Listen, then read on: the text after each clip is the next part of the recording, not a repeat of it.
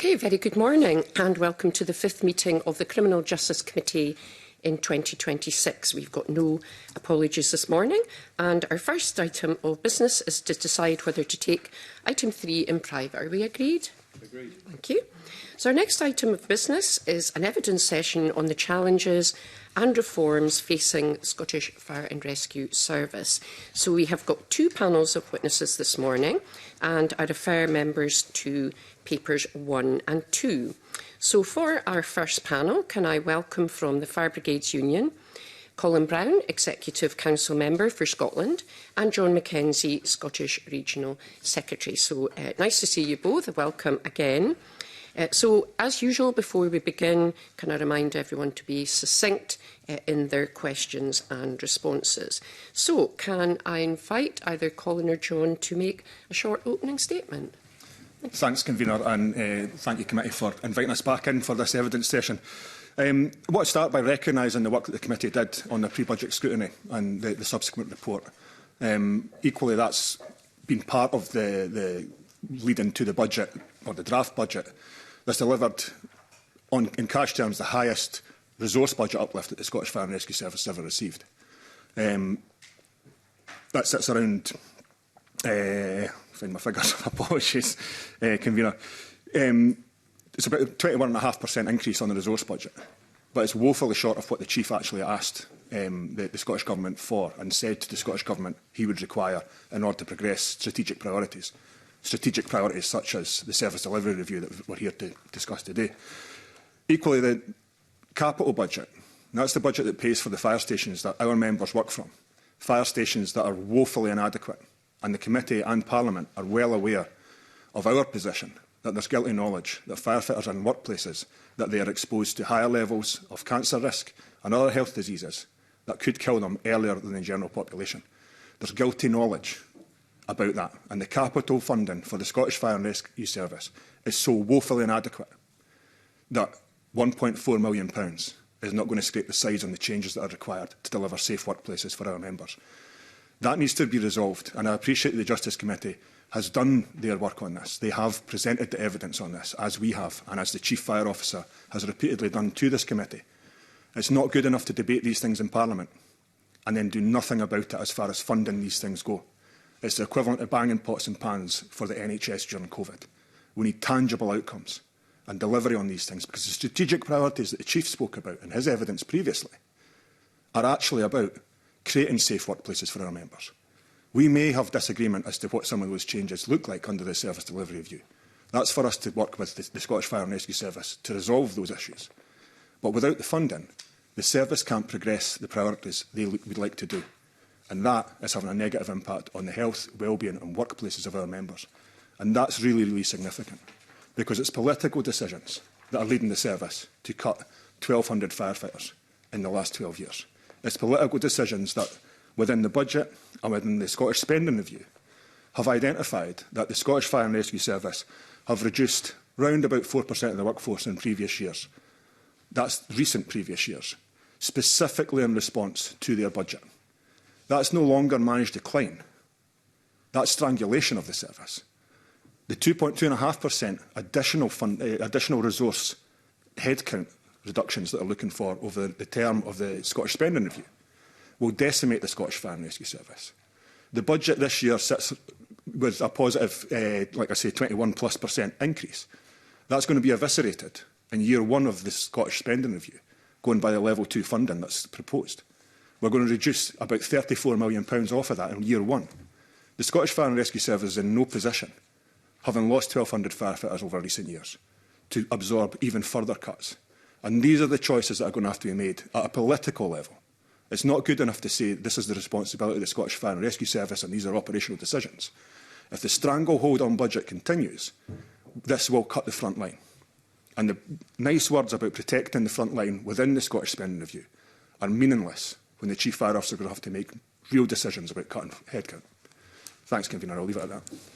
Thank you very much for your opening remarks, and I know that members are keen to drill into some of the points that you've raised in your opening statement. I wonder if I could kick things off and just refer to your submission, and you probably helpfully flag the fact that there's not only an internal sort of review in terms of reforming Scottish Fire and Rescue Service and delivery, but you've got the impact of the budget. But you've also got the implications around the public service reform strategy, and that's something that you flagged in your submission. So there's quite a lot going on that both you as a union and Scottish Fire and Rescue are having to kind of grapple with.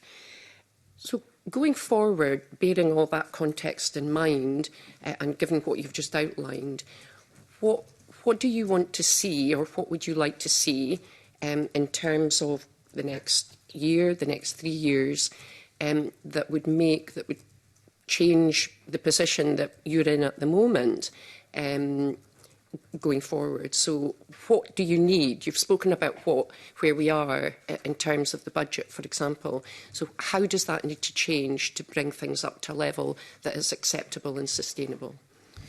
I think fundamentally, the proposals brought forward from the service is 23 change options. Yes, there was financial constraints in there, and our view is that the service have had to respond to budget constraint by reducing headcount, and are now having to look at where they create capital abilities to spend on replacing fire stations or upgrading fire stations. We support the service in their desire to upgrade and build new fire stations because, as we've said previously, there's a number of stations held up with internal scaffolding because of RAC issues. There's a number of stations don't have dignified facilities. That's a legislative responsibility on employers to provide these things for the workplace and for their employees. So that's the starting point that we'd like to see, is funding that allows the service to accelerate the progress on that. Now, we're not going to fix 350 plus fire stations in year one, but there needs to be a long-term commitment to be able to do that. The dignified facilities part is one part of having a broader cultural development within the service. The service need to be able to train their managers and train their staff as to what actual culture is, what's good behaviour.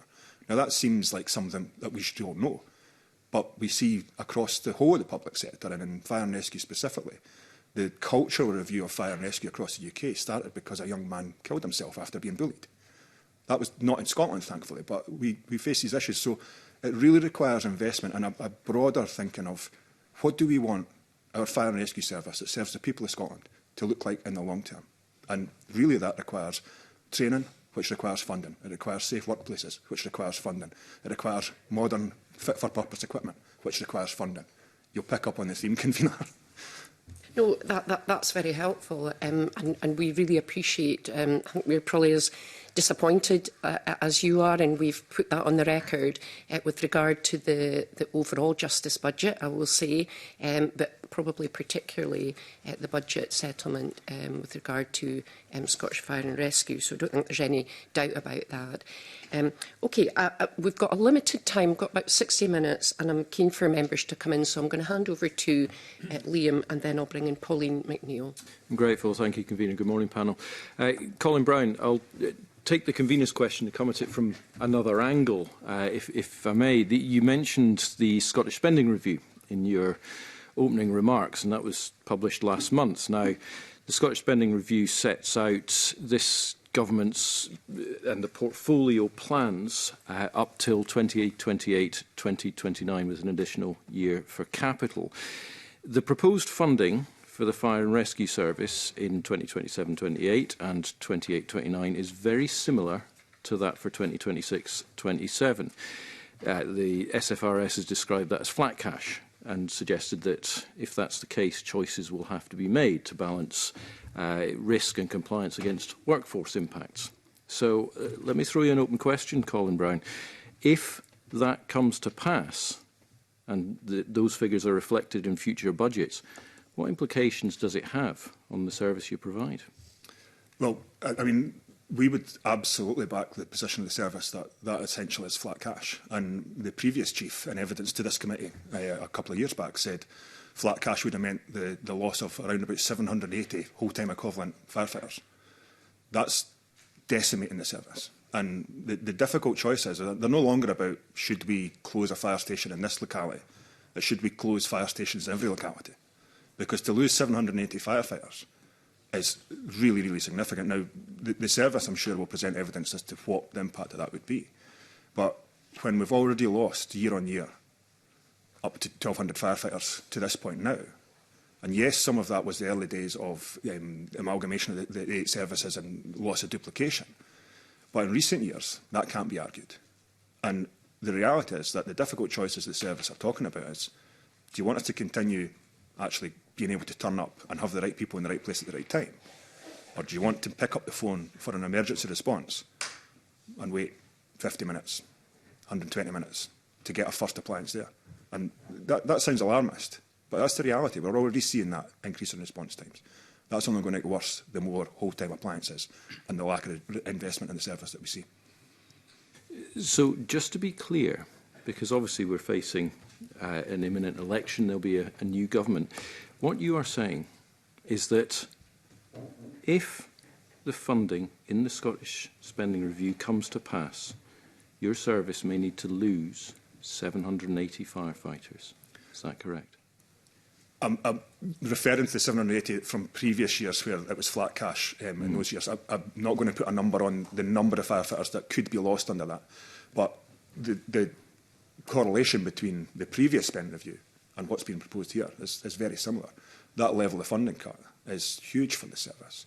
And with inflationary pressures that keep getting applied to the service, you know, that all of these additional costs, when the Chief said that he needed the resource budget this year, and that's been around about £12 million short from memory of what the ask was, then if we're only talking about maintaining baseline on the budget that was asked for, then we're going to have to start cutting that baseline if the budget's below that.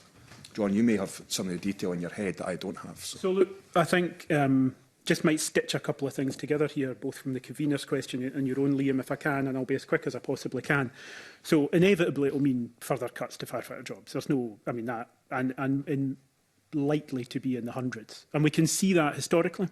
So today, the budget the service will have for the next financial year will be just under £74 million real terms in year, less than the legacy services had in 2012-2013. So it will be effectively, if inflation, the resource budgets for those 8 legacy services in their final year had kept pace, there would be another £74 million resource budget only on the table for the Scottish Fire and Rescue Service. What has that meant? It's meant we have 720 less whole-time firefighters, 1,200, almost 1,250 less firefighters across the board, and that's without catering in the cuts to support staff, and support staff have been cut really significantly.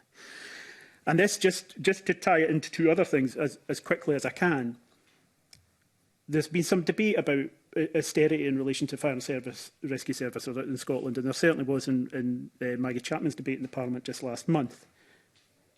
The definition of austerity is difficult economic conditions created by government measures to reduce public expenditure.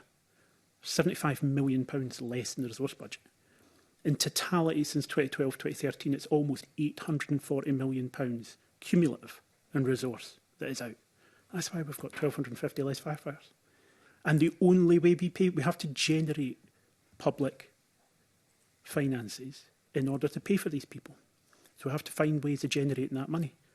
There isn't gaps in the fire and rescue service to cut.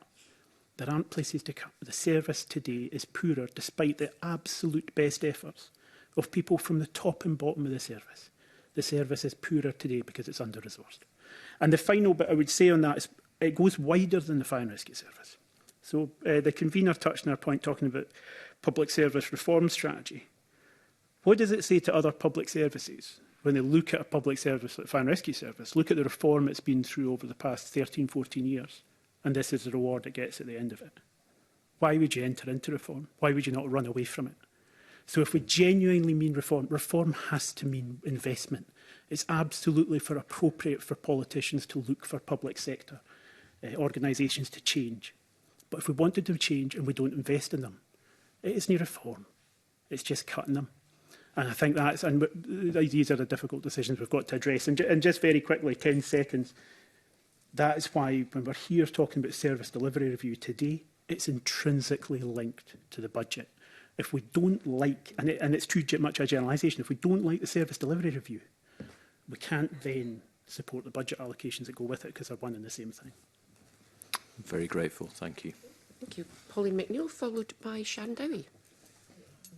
Good morning. I do want to focus on the substance of the issue, which I think is about what does it mean in terms of the real-world impact of being able to respond to crisis incidents. And to try and understand the relationship between the 23 options and the budget that you've referred to. Can I start by asking, so you say in the 23 options you talk about the retained duty system cover and replacing whole-time fire with retained fire officers. But you also go on to say that there's crew shortages at the moment. Does that mean that you're concerned that one of the options, because of the revenue implications, is that we'll switch from whole-time firefighters to retained firefighters as an option? Is that what that means, or could you explain? A number of the options did have changing to, rather than whole-time cover 24/7, to day shift duty systems that would see cover during daylight hours essentially and retain duty cover at night and at weekends. Some of these are creating whole new retained duty systems within locations that don't exist right now. And the societal changes that have happened since the retained duty system was developed mean that it's incredibly difficult to actually retain, excuse the double use of the word, but retain firefighters. We see up to 200 of the 340 odd retained pumps off the run on any given day because of crew or skill shortages, because people don't live and work the same way as they used to a number of years ago. To look to develop a whole new retained crew in a location that doesn't already have one is going to be incredibly challenging. Now, that's not to say it's impossible, but the vulnerabilities that we already see in the retained duty system, and you know, those retained firefighters, our members that give 120 hours a week, do incredible work to maintain their skills and respond to emergencies already. But to ask even more of them, or to ask of the community to provide firefighters for the retained duty system, is already proven a challenge. That's why there's a number of options for closing long-term dormant stations that are on the retained and volunteer duty system. There's a huge intrinsic vulnerability in asking people to give up 120 hours a week to be able to respond within 8 minutes to a fire station. Thank you. So I want to go and talk about emergency incidents and response time. So you say in your submission that the 23 options was routinely described as a tolerable risk, but the FBU do not accept that ever-increasing response times are tolerable. But you go on to talk about 2025, where there was 1,030% increase in non-fatal fire casualties, which you said it would have been worse had there not been early intervention. So I think that's what the public want to know in all of this. What does the budget implication and I suppose the review of the service mean for response times, in your view? I'll bring John in a moment, but if you're going to take a fire station that exists right now and close it, or move it down the road, then there will always be an impact on the response times to the nearest house or the nearest street. That's just common sense. It goes without saying that that's an occurrence that will happen. But if we're talking about adding 8 minutes onto a nighttime response because you've reverted a duty system over to retained, then that's significant. And the point that we've made consistently is, well, tolerable to who? It may be tolerable to those that are setting the budget. It may be tolerable to those that are attempting to manage that budget. But is it tolerable to the person that picks up their phone to dial 999 because they're trapped in an emergency situation, to wait even longer? Now, we've already seen a minutes added on to response times. We're seeing that consistently increase. We're seeing, really concerning situations where people are phoning for the fire service and waiting nearly an hour to get the first pump there because the resources are deployed on other instances. The more resources you remove, the more likely that situation is to happen. John will maybe have some of the detail on that. Yeah, and just a very quick bit before it, and I think it's only fair for us to acknowledge this. Like, the principles of reviewing where fire stations are located and balancing risk to response, it's appropriate service look at that. Like, just saying it's I-been isn't, I don't think that's a sustainable argument for any public sector. And I don't think we've really made that argument. But it's what context, how do you structure that? And in terms of what impact does that have, Pauline? So I think, again, it's similar to Liam's question. It's that look back. So since 2014 to 2024, response times have increased by an average 1.5 minutes. And that's 1.5 minutes within a time frame of about 6 minutes and 50 seconds to about 8 minutes and 20 seconds. It's really significant. It's really, really significant. So, again, it comes back to this same principle. The concept of doing things differently, the concept of, and reforms become in some ways or can be seen as such a triggered word, but the concept of balancing risk and resource is appropriate. But if you're always doing that in context, if the driving force behind that is there is always less money, there's less ability to do this, there will have to be, you have to factor into this, there will be less firefighters, there will be less resource, then ultimately response times overall will increase. And that ultimately, I mean, it's not over-dramatising it, increasing response times for a variety of instances will be the difference between life and death, or it will be the difference between people becoming very seriously hurt or firefighters being able to make interventions, and that applies right across emergency services. Okay. I just want to check I've understood the relationship between the retained duty system issue and what you've just said. So are you saying that budget constraints may be the driving force to reducing more full-time firefighters to more retained duty system? Is that the driving force? And if you're saying that, well, you clearly say, well, we don't know the modelling, and you're being told, well, we won't know till we try, is what you've been told. So are you saying there's the relationship between the budget implications, a move away from some whole-time firefighters to more retained as a budget response, and you're saying clearly that that has implications?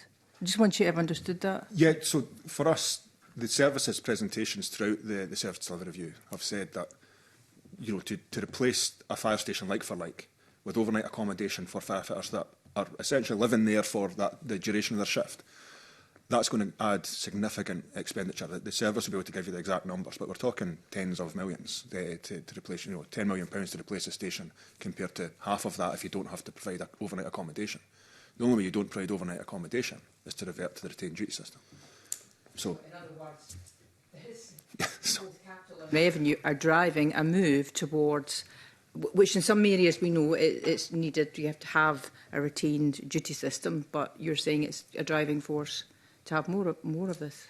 I would say it's our view. But yeah, look, I think there's a bit of context to this. So there's two aspects to it. So the first question is, right, what duty system? So a whole-time resource, so let's just say a single pump whole-time resource is on average going to need 30 firefighters. 30 firefighters across the various duty systems.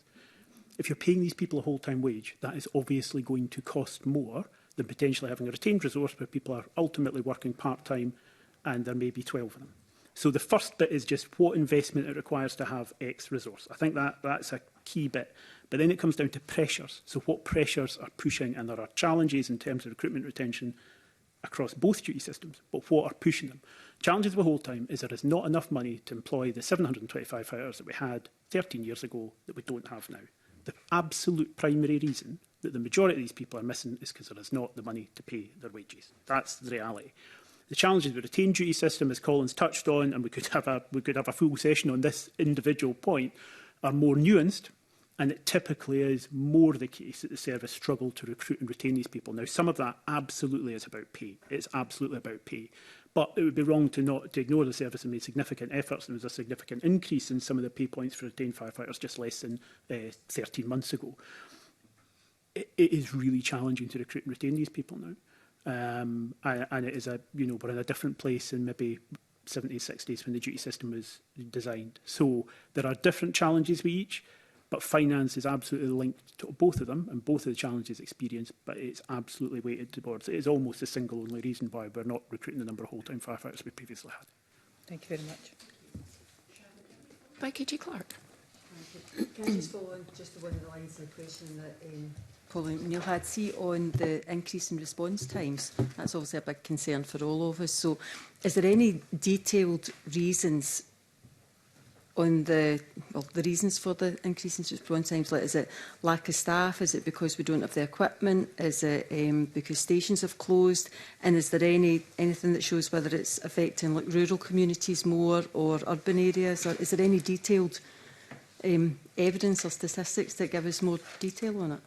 I know the Deputy Chief Fire Officer in previous sessions had said that the service were doing a review of exactly what's driving those response times. We've heard in the chamber the Minister say that predominantly it's firefitters having to put their PPE on before they get into an appliance. Well, that's been the 17 years that I've been in the job, I've been doing that. So that's not increased the response times since 2016.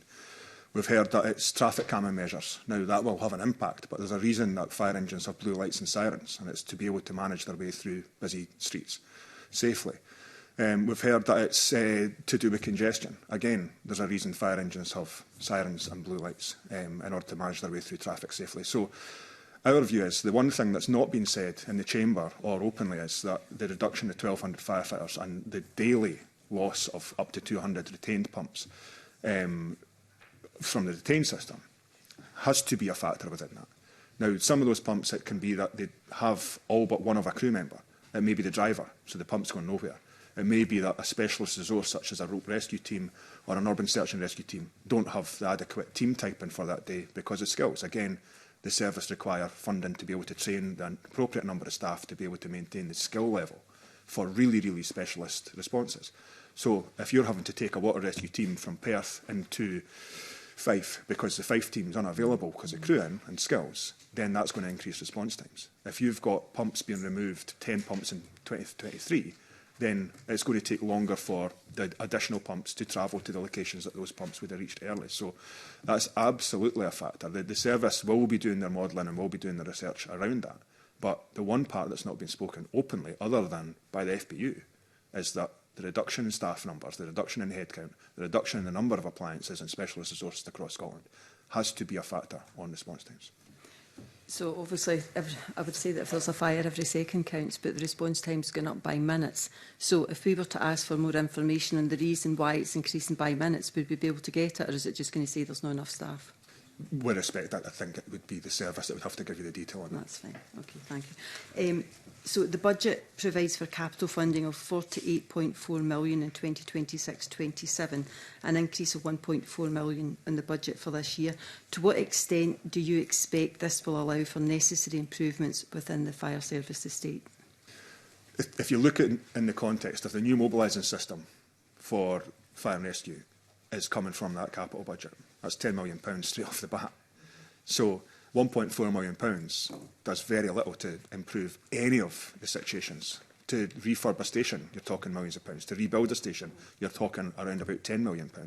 The BA replacement contract that's required urgently in order to maintain the safety of our members is going to be a multi-million-pound contract. So when we're talking about a capital budget to sustain 350 plus fire stations and the equipment that firefighters and the public rely on them having, then you're talking about dropping the ocean. I don't actually believe, and I'm not an economist, but I don't believe that that 1.4 million will meet the inflationary pressures on the capital budget the service have, without even starting to invest in improving the conditions that their members work in. John, I don't know if you want to make any comments on that. So just very briefly, and look, in some ways all this stuff's reasonably uncomplicated, isn't it? And it's the detail itself that's complicated, but some of it, in the capital perspective, it is almost as simple as service have been quite clear. They've got a capital backlog of over £800 million. You know, for a service such as ours, with the budgets we have, almost an eye-watering figure. They've got a capital budget allocation of under £50 million, an increase of 1.4, and the service sat here and gave evidence just weeks ago, saying we need a minimum of £60 million, and that's not fixing the issue quickly. That's doing it over probably a decade as a period of time. And the other thing we stitch into this, and I've heard some really good contributions in parliamentary debates on this stuff, but what does it actually mean, that money? We're talking about fire stations that don't have running water, don't have appropriate welfare facilities. We're recognising the risks firefighters face through being unable to decontaminate properly from the incidents from some of the risks that they face in incidents to respond to. Like, that's what pays for that stuff. In far too many of our workplaces, it's no there now. And the ones that's no there now, it's never been there. They're workplaces that are built 50, 60, 70 years ago for a completely different assessment of risks. If we continue to have people responding out at these fire stations, like we know right now, we're not giving them the right equipment, we're not keeping them safe. To fix it in 10 years, the service are saying the net minimum is £60 million. We haven't been able to manage to get close to it. So what does that mean? I mean, it almost creates an environment for an organisation where they're saying, there's no appetite to fix this. What does that say to the workforce? So, we either genuinely recognise the risk that is there, and then we have to make difficult decisions that allocate resources to address it. The only alternative if we're not doing that is we don't really recognise the risk, or there's something where we don't fully accept or believe in it. And at the moment in time, just speaking bluntly, the capital budget allocation to firefighters is saying that this Parliament doesn't believe the risk's real. What does that say? And that doesn't mean these aren't difficult decisions, but the reality, if you're sitting in a fire station and these risks are recognised, capital budget allocation says, we don't think that risk's real. And they would disagree with that. So what effect will this year's shortfall have in the long-term plan to improve the estate? Well, if Colin's not an economist, he's certainly better placed than I am to have a stab at doing that. So, on that level, I can't answer that question. But what I can say is, for the last 10 years, it's meant that firefighters are working in workplaces that are totally unacceptable. So, if the allocation's well short of what was required to address it over a period of time as long as 10 years, it's not for the overwhelming majority of people. It's not going to fix these issues. And at some point in time, I think we've got to say, are we comfortable accepting that is the situation that these people are in their working lives? Can we go to any number of these 360 odd fire stations, 350 odd littered across Scotland, and say we are comfortable with the fabric of the building that you respond to emergency incidents from either being unsafe or not having the resources required to keep you safe? I don't think we can. I don't think it's acceptable. But that is ultimately what the allocation sort of points towards. If I can, taking out any campaigning the FP has done around the 23 service delivery options, the reality is that those 23 options, or many of them, are now going to be a real challenge for the service, even if we were in full agreement that they should all be enacted, or a version of them should be enacted. The service are going to really struggle now to think about, well, can we actually close this station in location A in order to rebuild in location B, in order to resolve the rack panel issue that is a strategic priority for the service. When the chief, I don't want to steal his thunder, I'm sure he'll make these points himself, but when they're talking about we want to try and create stations that are dignified facilities, that are decompliant, that allow a flow that minimises contamination to our people when they get back to their workplace. But the decisions are, well, we possibly can't afford to do that now within the term of the Scottish Spending Review, certainly not within the term of this year's budget. So those 23 options that have just been through a really arduous public consultation, that's going to be a real challenge for the service to even deliver, assuming they get to a point where that's the decision they make. Okay, thanks. Okay. Katie, followed by Jamie. Thank you very much. And I'd like to ask about some of the work that the fire service is doing on potential reforms. Do you feel reassured that the FPU concerns are being listened to in the development of a final set of planned service changes?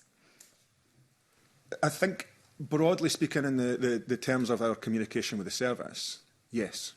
The fact that the service, the chief essentially instructed the board not to maintain the arbitrary timeline that they'd set themselves, which was challenging at the start, but I think it would have just been a drag anchor for progress anyway.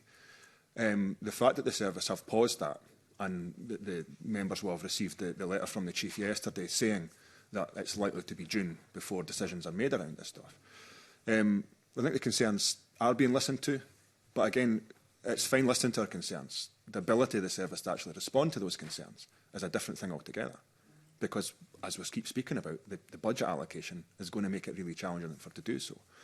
The public consultation itself, the difficulty we have is overwhelmingly, and the FOI responses we've had from the service, overwhelmingly, the public don't want to see most of these changes enacted.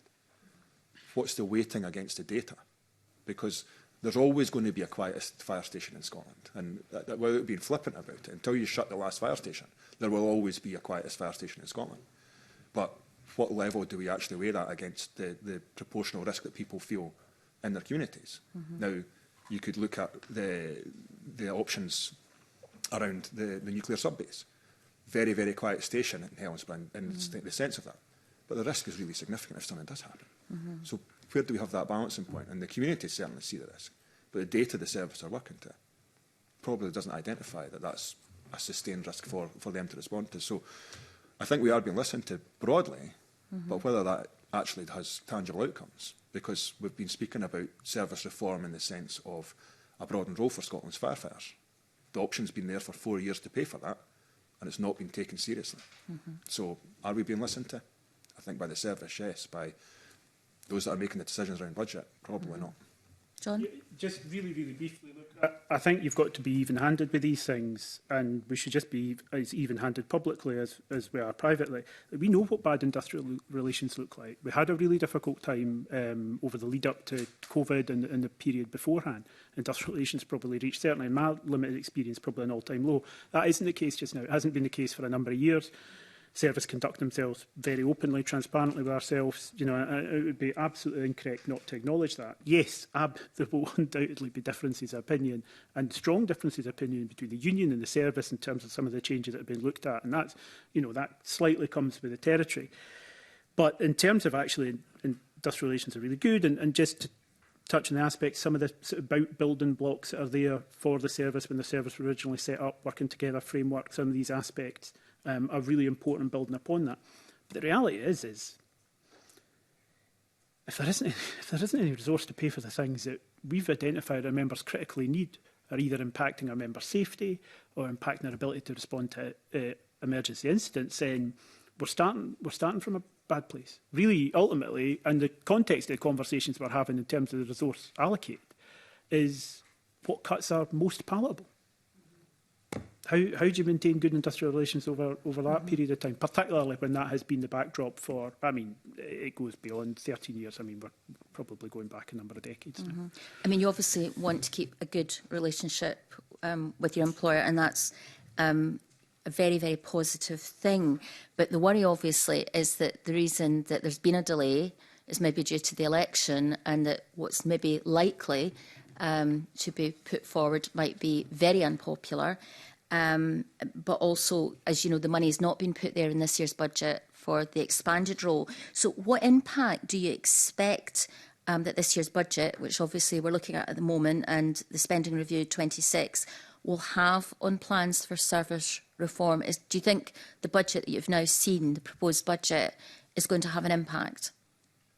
I think unquestionably it will, and it will be a negative impact, because, you know, the services proposals that have shared with us is they want to try and free up physical resource and the number of people to be able to put into training departments. But they're also going to have to shut fire stations and potentially lose firefighters whilst maintaining the front line. These two things don't marry up. And the decisions around budget are a huge driver for that. So some of the positive proposals from SDR will actually not be able to be achieved on the current trajectory. And you know, without sabre rattling here, John's spoken about the positive industrial relations we have. One of the options potentially makes some of our members redundant. Yeah. And the FBU have a long-held position that if our members are offered redundancy notices, compulsory redundancy notices, beyond notice, we'll be on strike. We'll recall our conference with a recommendation for strike action. That's happening in other brigades down south right now, and it will happen in Scotland. So be under no illusion that if we're looking at budgets that see the service forced to a position of forcing redundancies on our members, we'll respond in kind. So what you're saying is what you fear is coming is both station closures and job losses? With the budget outlook from the Scottish Spending Review, I see no other option for the service to deliver on that. John? See, just really quickly, I think this is a really important point to get into. So the bit that catches traction out with the service itself is when you start talking about stations. That's the bit that catches traction. Job losses have been happening for years. Like, Joe, I could rattle through right now the number of jobs we've lost every year, but broadly, without looking at the figures, first 3 years of a single service, about 150 every year. Then, fairly regularly, 40 to 60 to 70 every year. Now, this is the reason the FBU, and there's significant context to this, broadly welcomes the principle of looking at why the service provides the response model that we do. Why do we do that? The service doesn't have the resources to do... There isn't going to be a trapdoor when these stations shut. If they do, that things are going well now, and then you shut these fire stations and suddenly things stop going badly. We have 300 too few firefighters today, whole time only, to cover the resources that we had in August 2023. It was having that shortfall of people and no budget, no realistic prospect of being able to address that in the short to medium term that pushed ultimately service into a position of temporarily removing 10 appliances.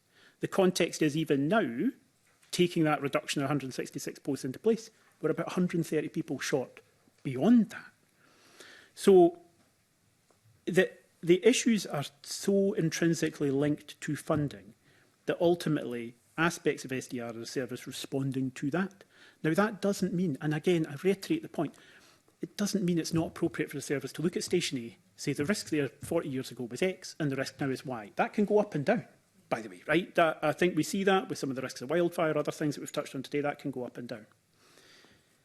The service is trying to address some of the evolving risks. You know, if we reached an in-principle agreement on role expansion 4 years ago, that was the service and union looking at some of these risks and addressing them. But all of these things, the thing that pushes all of these things along, or see them either in a negative or positive context, or broadly, is about investment. If the investment isn't there, these things don't happen, and you just end up in this kind of reactive position. So, yeah, I think it is the EVID-handed bit is appropriate to look at these issues overall. But again, it just comes back to the same question. When we talk about reform, what does it mean? Are we talking about reform by investment, or are we talking about being reactive because the money's not there that was there a year ago, and by extension, decades before that? Thank you. Thank you. Jamie, followed by Rona. Thank you. Thank you, Convener, and good morning, both. I've got some questions on the back of the helpful written submission that you've provided. Some of it's also to do with your own process, so I'm interested to understand that. You talked about holding public engagement events in potentially impacted areas through the review. Now, I appreciate you might not be able to answer this off the top of your head, so it might be you have to follow up in writing. But I guess the question is, presumably it wasn't all, so where were they, and an understanding of the rationale for those specific locations? Were the areas of primary concern, for example, or was there another reason behind them? That's a good question. So the way we've always been as a union is that we are member-driven, member-led. Our members that live and work in the communities that they serve know best, as far as we're concerned. They know the risk they respond to, they know the different levels they undertake, and they know the level of community work that they do. So when the service came forward with the proposals and the development of these proposals, we'd said to our officials, you know if your station's savable, you know if the resource that's there is worth campaigning on, and you'll know how your community will respond to this. So we left them with support from our level to run their campaigns, and that's predominantly where we've seen the highest levels of activity and the highest levels of response, where communities really see the value of their fire and rescue service. Without singling anything out, the centre of Glasgow is an incredibly difficult place to build a campaign around these sorts of things, because it's a generally transient population with students that are less invested in that broader community part. Whereas the localities such as Balmossy and Dundee, that's a very tight-knit community that understands the importance of having a fire and rescue service. So our campaigns have predominantly been built around areas where our members understand the risk. So, sorry, please, John, you go, John. Just really, really quickly on that point. Look, it's really important we do public consultations of views of the public are sought, but it can't be a surprise to anybody that we said we have X public resource. The options are reducing that resource. Is it popular or not? Of course it's not popular. But we're only having, there's 3 angles to the conversation, and there's only one angle in that room. if we don't have people in that room as part of that discussion who are responsible for the funding that's directly led to that option being on the table, directly led to it. So the main pushing reasons from the services point of view is why some of these options came up, and it's for the service to justify it, but it doesn't, you know, either stations which activities have changed and they're reviewing it. That doesn't mean those resources should be reduced, by the way, but activities changed. But in many stations places, it's because the fabric of the building is no longer sustainable. So the fabric, just a minute, so the fabric of the building... Sorry, John, but I'm asked a question. We're kind of straying a bit wider than the... Because I think you've covered a lot of that territory and it's understood. Yeah.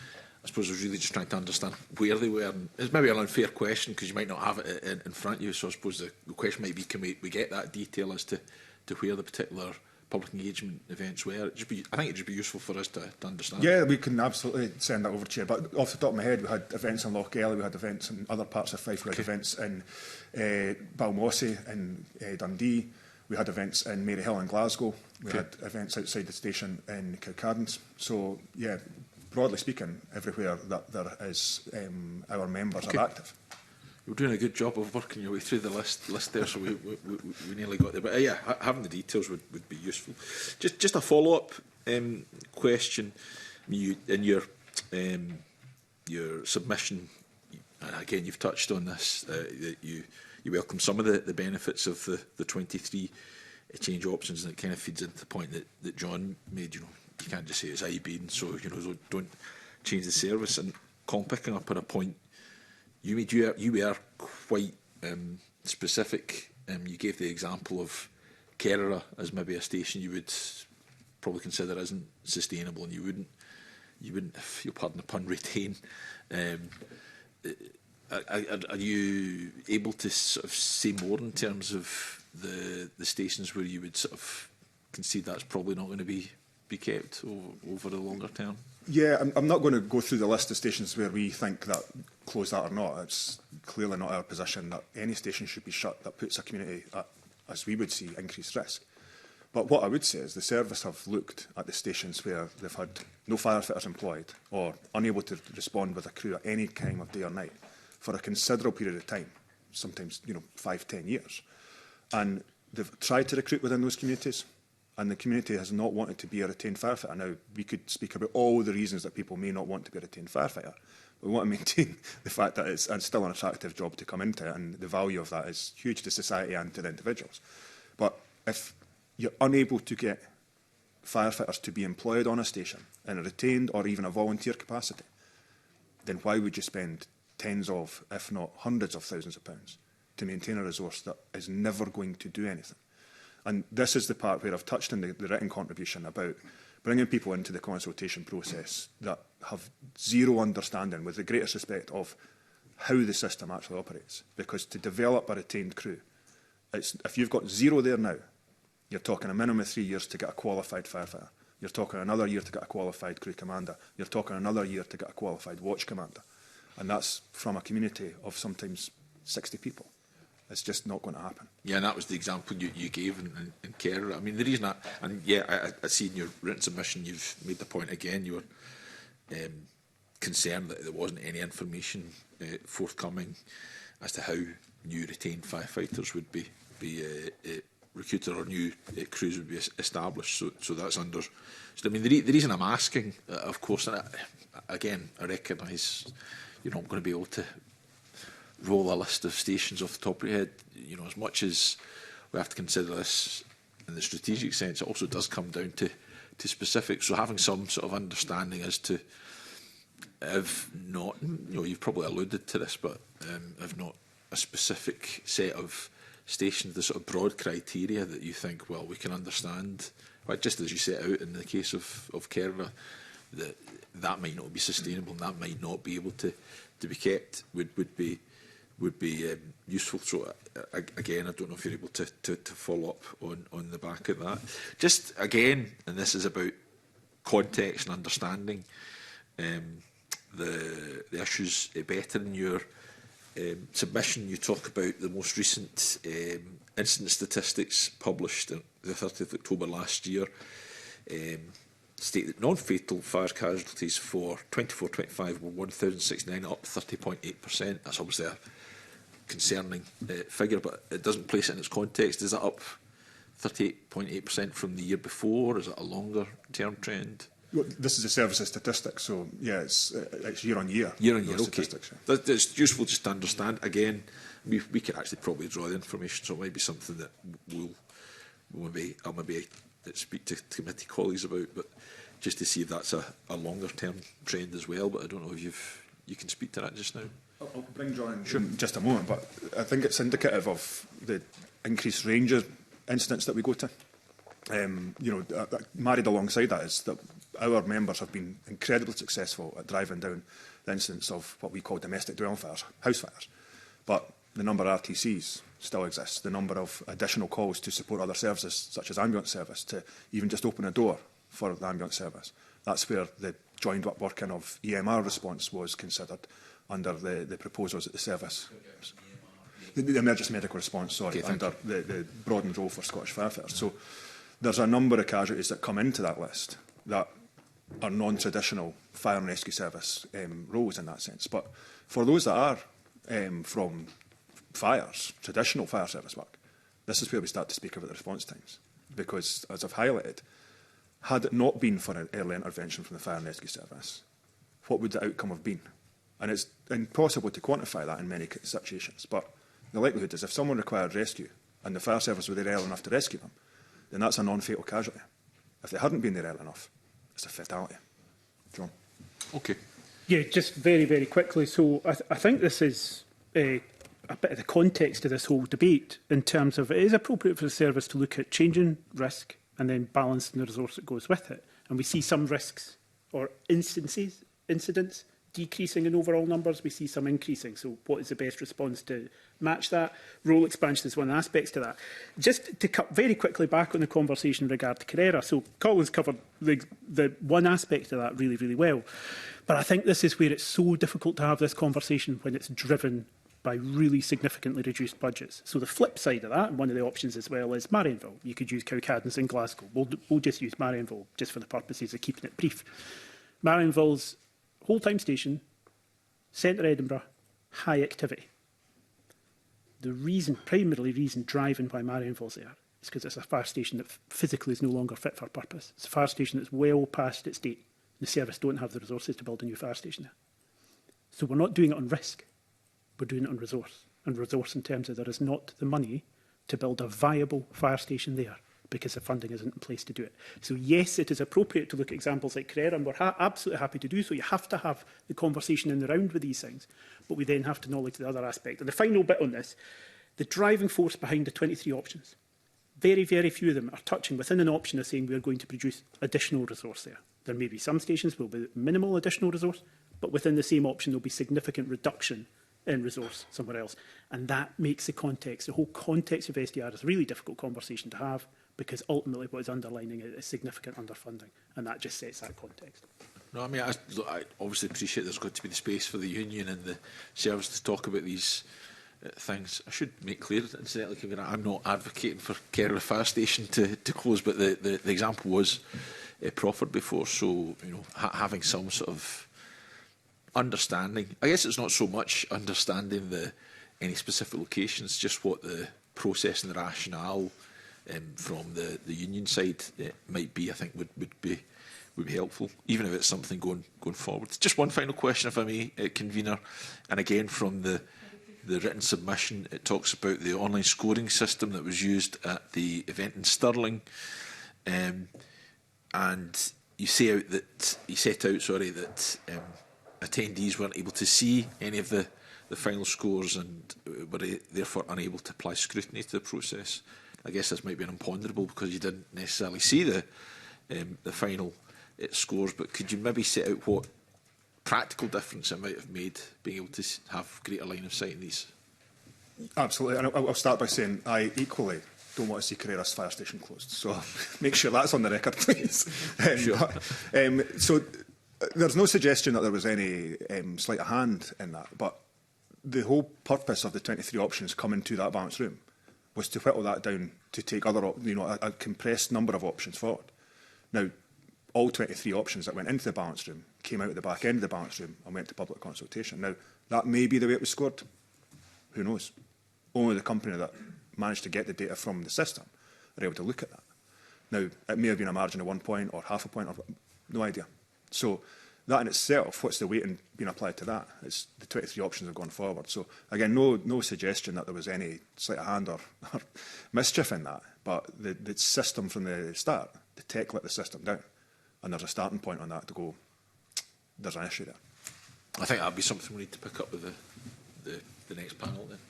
Thank you very much. And Rona Mackay, and then I'll come in with a couple of final points. Okay, thanks, Convener. Yeah, I'll be brief. So just, John, just a wee clarification from something you said earlier about job losses. I think you said about roughly 150 a year, and you set out your position on compulsory redundancies, which I appreciate. So just to clarify, the job losses you're talking about, is that through retirement or voluntary or just people leaving? Yeah, so... And they're not being replaced, is that? Yeah, is that what ultimately. you mean? Yeah, okay. that's I thought exactly that's what it was. Just wanted to clarify yeah. what you meant by that. And the other question I was going to ask was, it kind of follows on from my colleagues, is so in the capital budget you're sort of 10 million short of your minimum that you asked for. Am I right in saying that? You asked for 60, you got 50? Tiny clarification. The service asked for 60. It's probably not going to be a surprise to anybody in this room. Unions typically will ask for a bit more. Yeah, but okay. in all honesty, service that asked was for... the ask from the service. Service yeah. asked for over 60 million and they have under 50. Thank you.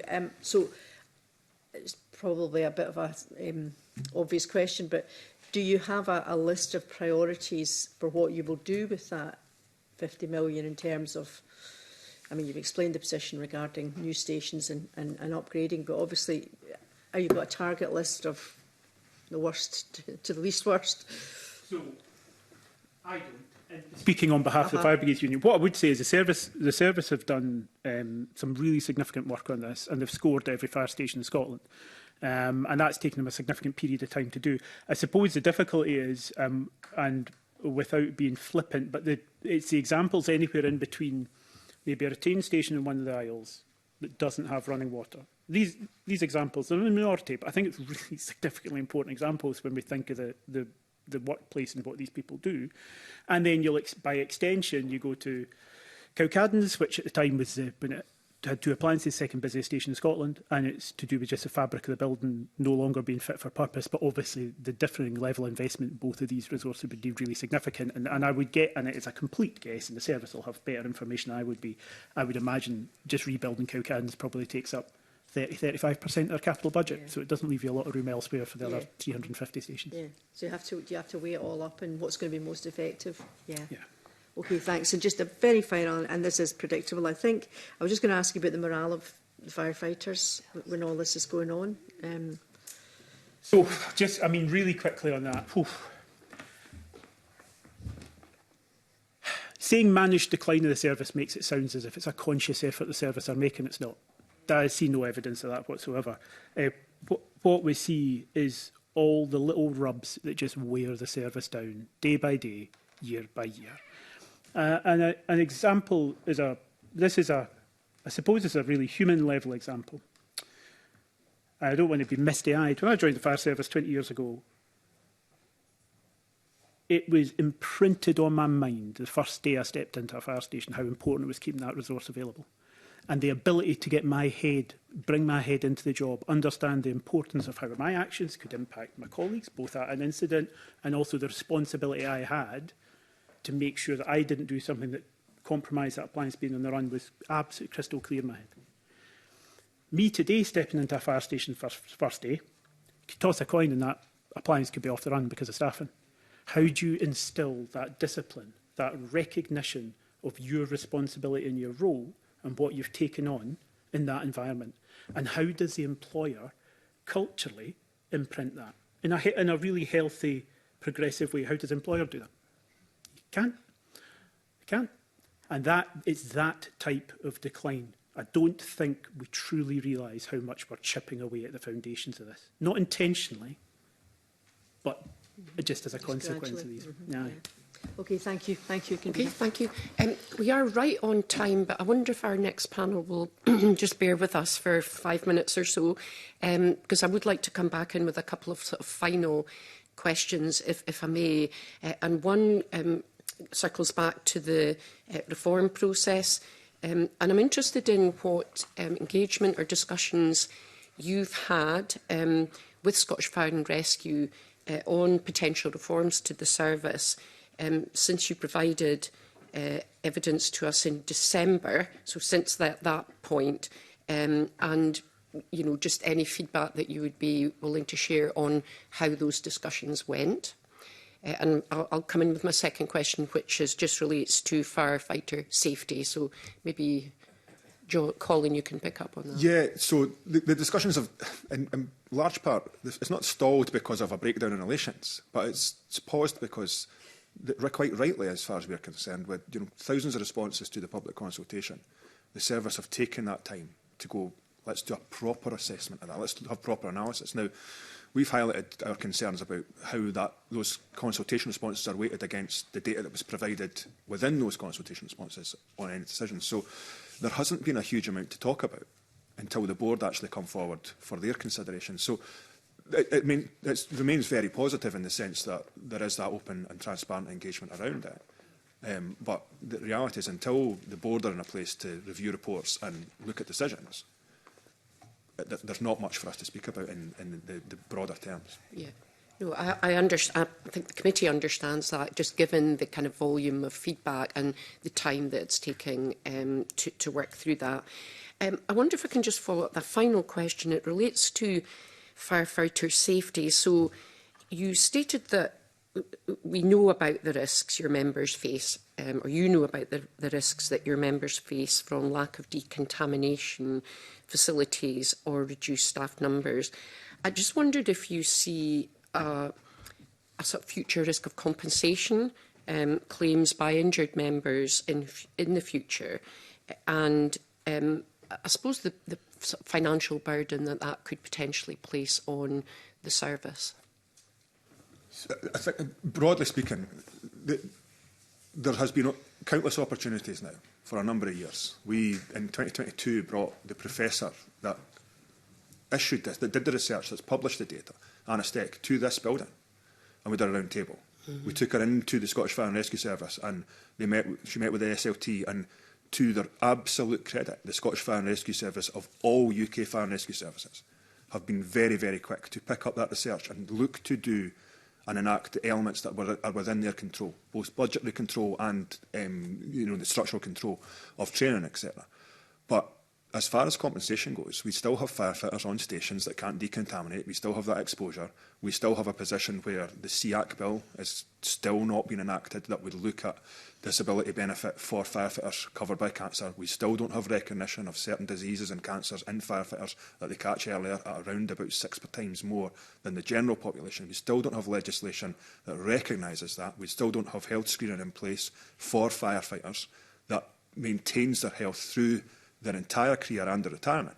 So I think when we get to the position, as we did with asbestosis, we'll absolutely see firefighters make claims. Okay, thank you. And just forgive my ignorance, but presumably that would be UK legislation that you're referring to then? Yes, so the Employment Injuries Advisory Council is a UK body. Yeah. The whole principle of the Scottish Employment Injuries Advisory Bill was to, when disability benefit transfers to Scotland, I think this year from memory, to have a system that actually recognises a modern workforce, because the Employment Injuries Advisory Bill for disability benefit across the UK right now is discriminatory towards women workers. It doesn't recognise long COVID. It doesn't recognise the industrial diseases and injuries that occur today, and it certainly doesn't recognise firefighter cancers and diseases. So, yeah, the whole principle is that if the UK legislation is going to be passed to the Scottish Government to administer the benefit and to administer the rules around that benefit, then they should actually look at what Scottish industrial workforces see and what injuries and illnesses they actually experience. Okay, that's very helpful. John, did you want to comment just very briefly? Really quickly. So, yeah, Colin covered really well. It would be wrong not to recognise the fact that when I know many of my colleagues south of the border had fire and rescue services actively pushing back against some of the concepts linked into FPU's decon campaign, that isn't what we had up here. It would be wrong not to acknowledge that. Employer absolutely walked into that conversation, probably while recognising some of the challenges it would undoubtedly bring. But the difficulty is I mean, almost inevitably, you're looking at compensation at some point down the line. There's obviously going to be a public risk with this. These are public sector workers. And what do we put in place for the service to mitigate it? I mean, in some of the fire stations that just have facilities weren't equipped to deal with the risk firefighters were facing 20 years ago, far less now. Ultimately, the option is if there isn't investment, and it's significant investment in many of these workplaces, if there's investment to do it, ultimately the employer's got one choice: just don't send them at all. And that, what does that provide to the public?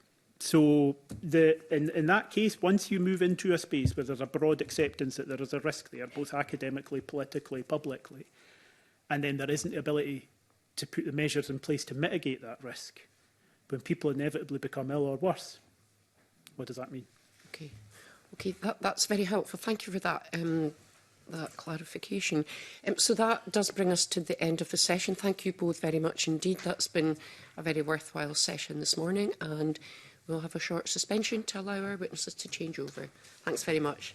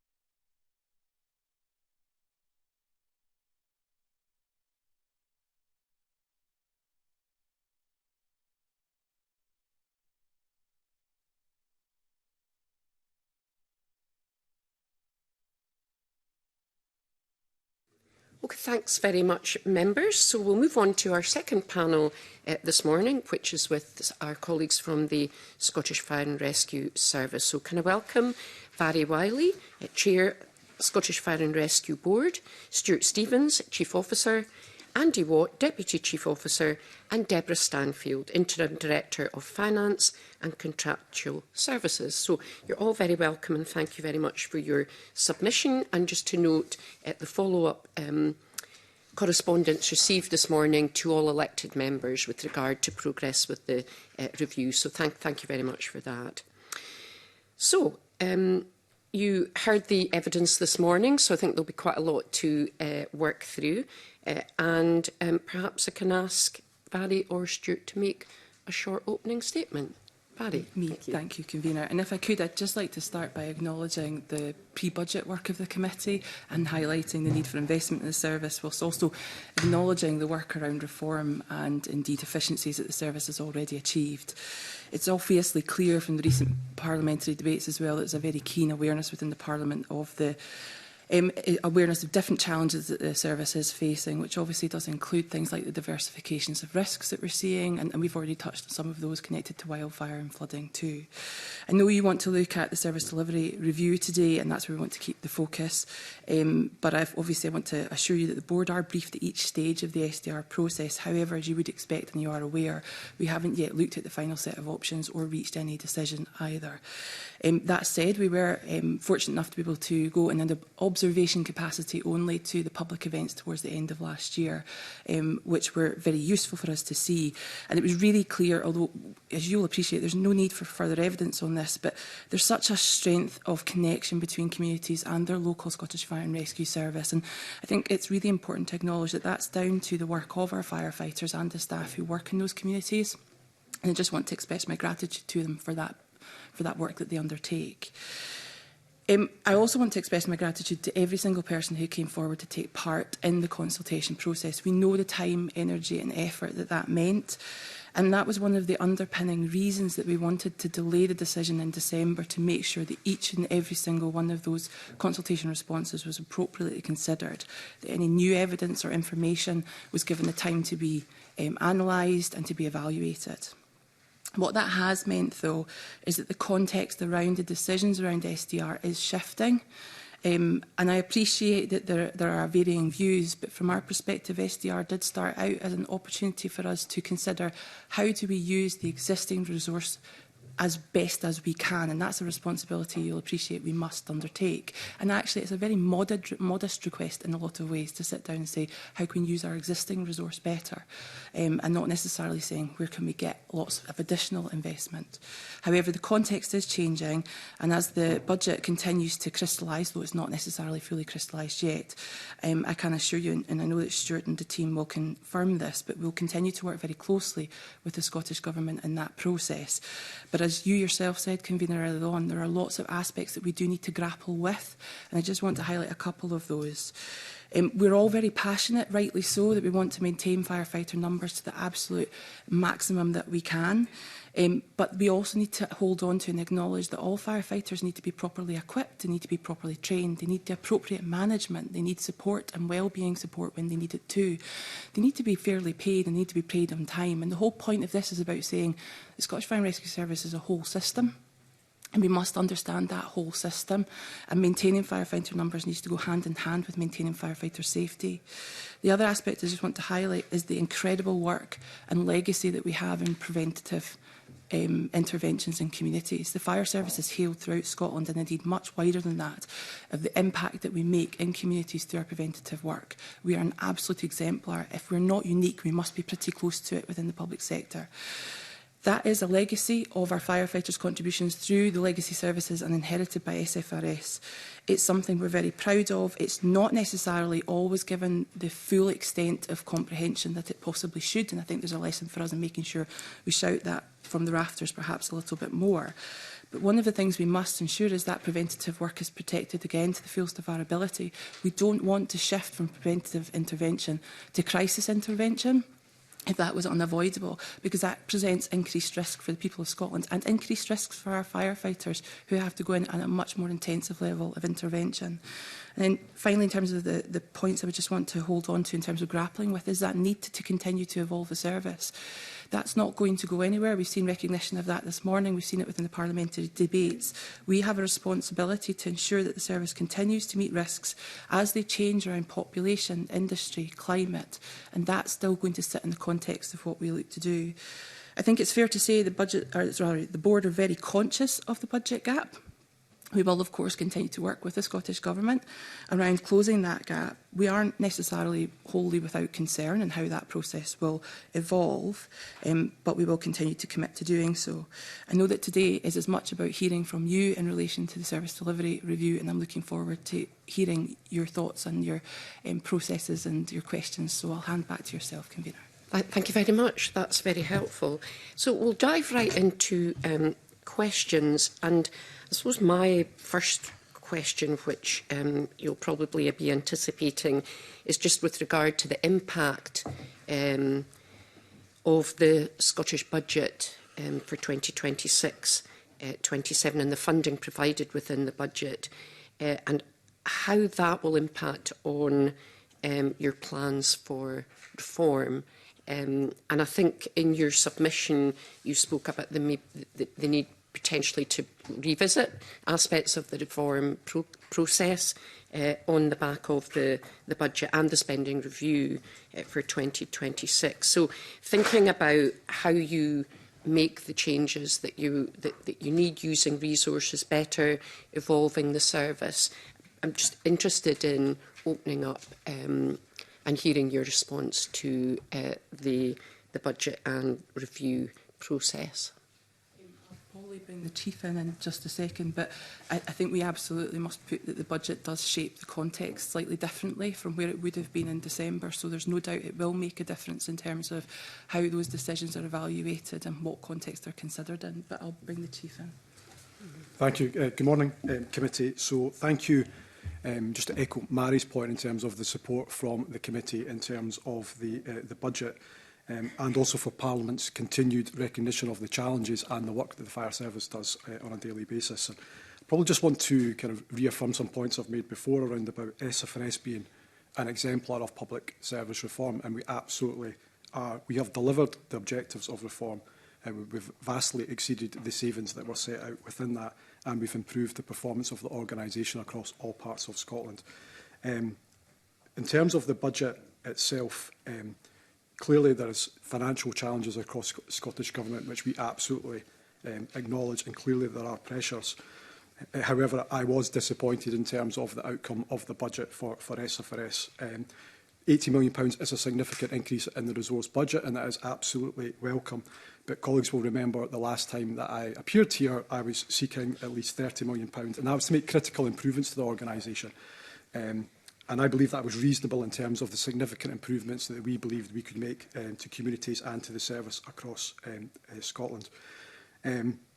Mary's talked about the systems and the whole system approach in terms of the service, and part of that £30 million was to ensure that we had those systems in place. So, for example, we are running with a 10% vacancy factor across our corporate services, which absolutely are part of our frontline service delivery processes.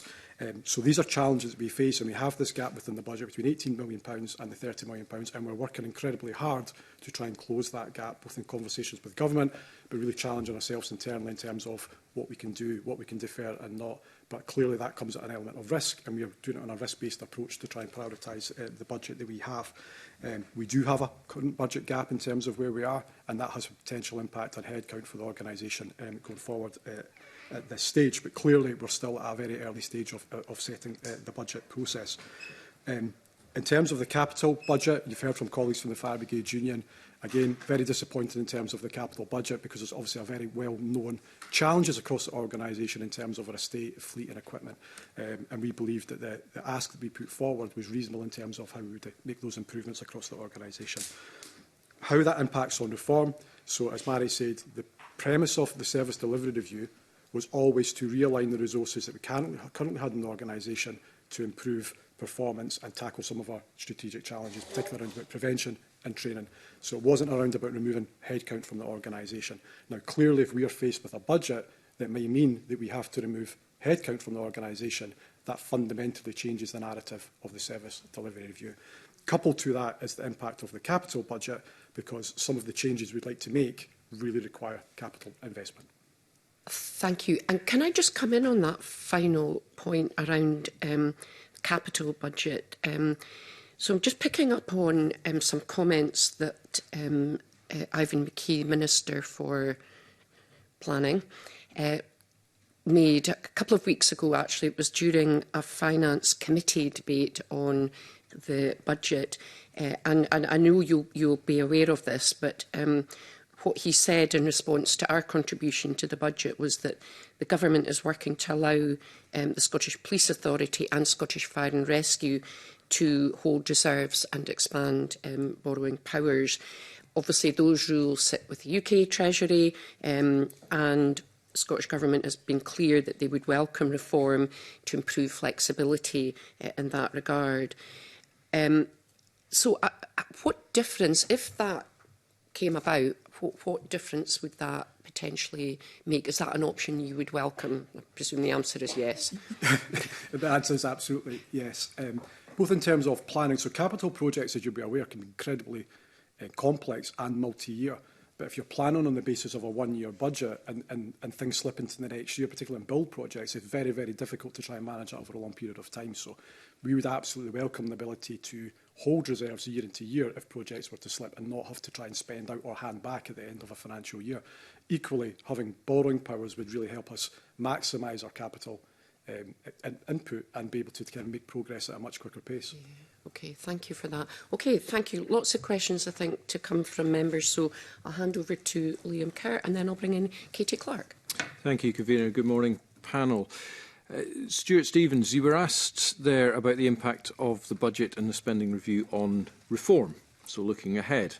I'm going to, as I did earlier, take that back to where we are at the moment, because in terms of the resource funding, the 2026-27 budget offering is about £15 million less than you were seeking when you provided evidence during our pre-budget scrutiny. Can you tell the committee then what will be the impact of that shortfall on the current service provision? And specifically, Vary Wiley talked about the whole system and the safety aspect of your firefighters and indeed the community work. Will there be an impact on any of that? So in terms of the budget gap element, as I said, just there, we're attempting to close that as much as possible in a kind of risk-based approach. And we've set some clear principles around about the priorities, around about our statutory duties, risk, compliance and legal. So we're attempting to close that gap, but the gap still remains. Now, the impact of that gap as things currently stand would be equate to around about £6 million. And that's to do the minimum in terms of what we can progress at this point of time. That doesn't mean those other items are not important. We just have to manage them through a very careful process in terms of risk management. So that gap exists. And now that gap was to crystallise in terms of impact on the organisation. That would be in the region of about 128 firefighter posts that we would have to consider removing in order to plug that current gap that exists within our budget. If we start to extrapolate that across future years in terms of the spending review, clearly if it was flat cash next year, that would be another 198 firefighters, and into year 3, that would be 191 firefighters. So a totality of around about 517 firefighters over the next 3 years, on top of the 166 firefighters that we're currently out to consultation to in terms of that process. So that's a significant impact on the organisation over the next 3 years. And I must be clear that the numbers for year 2 and year 3 are very conservative in terms of our modelling, because there's a lot of variables we can't take into account in terms of that's based on pay and inflation mainly at this point in time. I guess in terms of that impact, Mr. Kerr, so community safety is absolutely paramount to the organisation. That level of reductions would have an impact on community safety going forward, both from a response perspective, but also from a preventative perspective as well.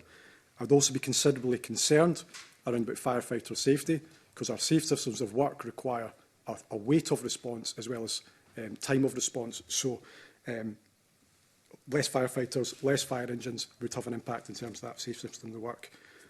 Mary's talked about our prevention track record, and we're incredibly proud of the work that the service has done in prevention. We are an exemplar of how prevention should actually work, and it delivers. You can see that in terms of our performance. That would be around about 700 less people who are out there on a daily basis delivering preventative activity, because our firefighters do prevention and they do response.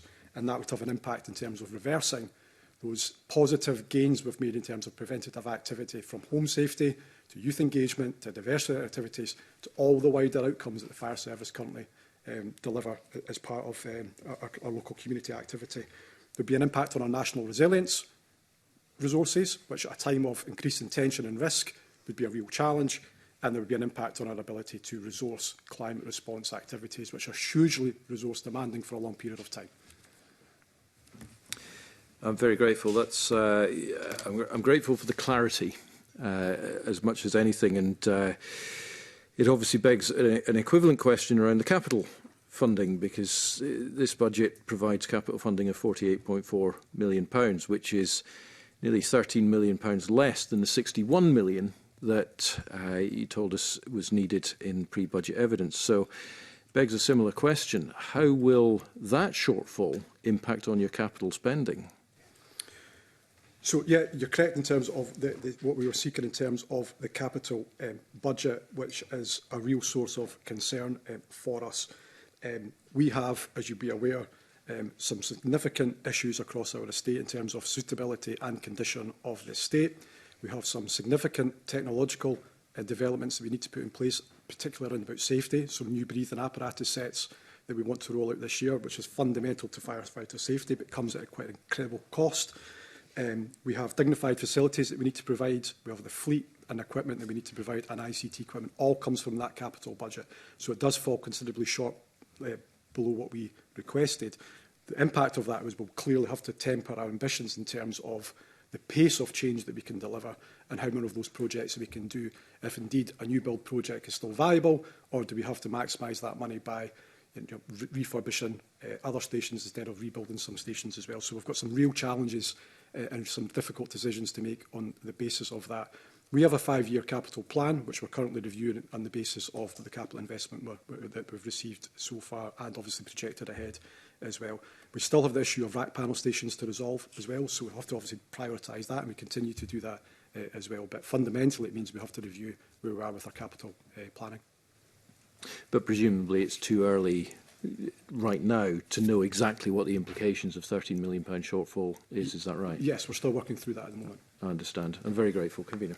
Thank you. Katie, followed by Pauline. Thank you very much. And in your written submission for today's meeting, you say that you're unlikely to make a final decision on the potential reforms that are being considered before the election. So I'd like to ask really for a little bit more detail in terms of the work that's been done on service reform, and when you expect to make a final decision, whether there's any information on timetable that you're able to share today. Yeah, I'll bring in Andy in a minute in terms of some of the specific detail, but I wonder if it would be helpful for the committee if I just give a kind of brief overview of the history of this process. So the service delivery model of the S4S has never been reviewed since the legacy service came together in 2013.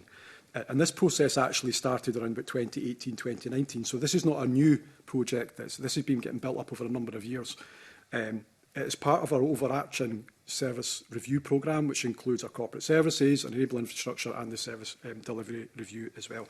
The purpose of it is to recognise the challenges that we face and try and come up with a twin-track approach of strategic investment and change alongside continuous investment from the Scottish Government as well. So it also was designed to recognise the changes in society, the changes in risk and demand, and all those elements as well. So that's kind of the background of it as well. And fundamentally, it was to make sure that we had the right resources in the right place at the right time, whilst also bolstering some of our other parts of the organisation, like training. And just to be clear, it was and never was around about management of cuts, or removing further headcount from the organisation. But in terms of specifics around the timeline and where we are with the work, I'll bring Andy in to answer that. Thanks, Chief. Yeah, I guess Stuart's kind of touched on it there. Based on the feedback that we got through the public consultation process itself, in terms of the content of the feedback and the volume of the feedback, was pretty significant. Clearly, it's been well articulated around about our headcount in corporate services, as well as our uniform staff, being pretty lean. Therefore, the volume of work itself has been pretty substantial for the team to work through. Therefore, it just was not realistic at that point to meet the 18th of December timeline, and we recognised that relatively quickly whilst we're working towards it.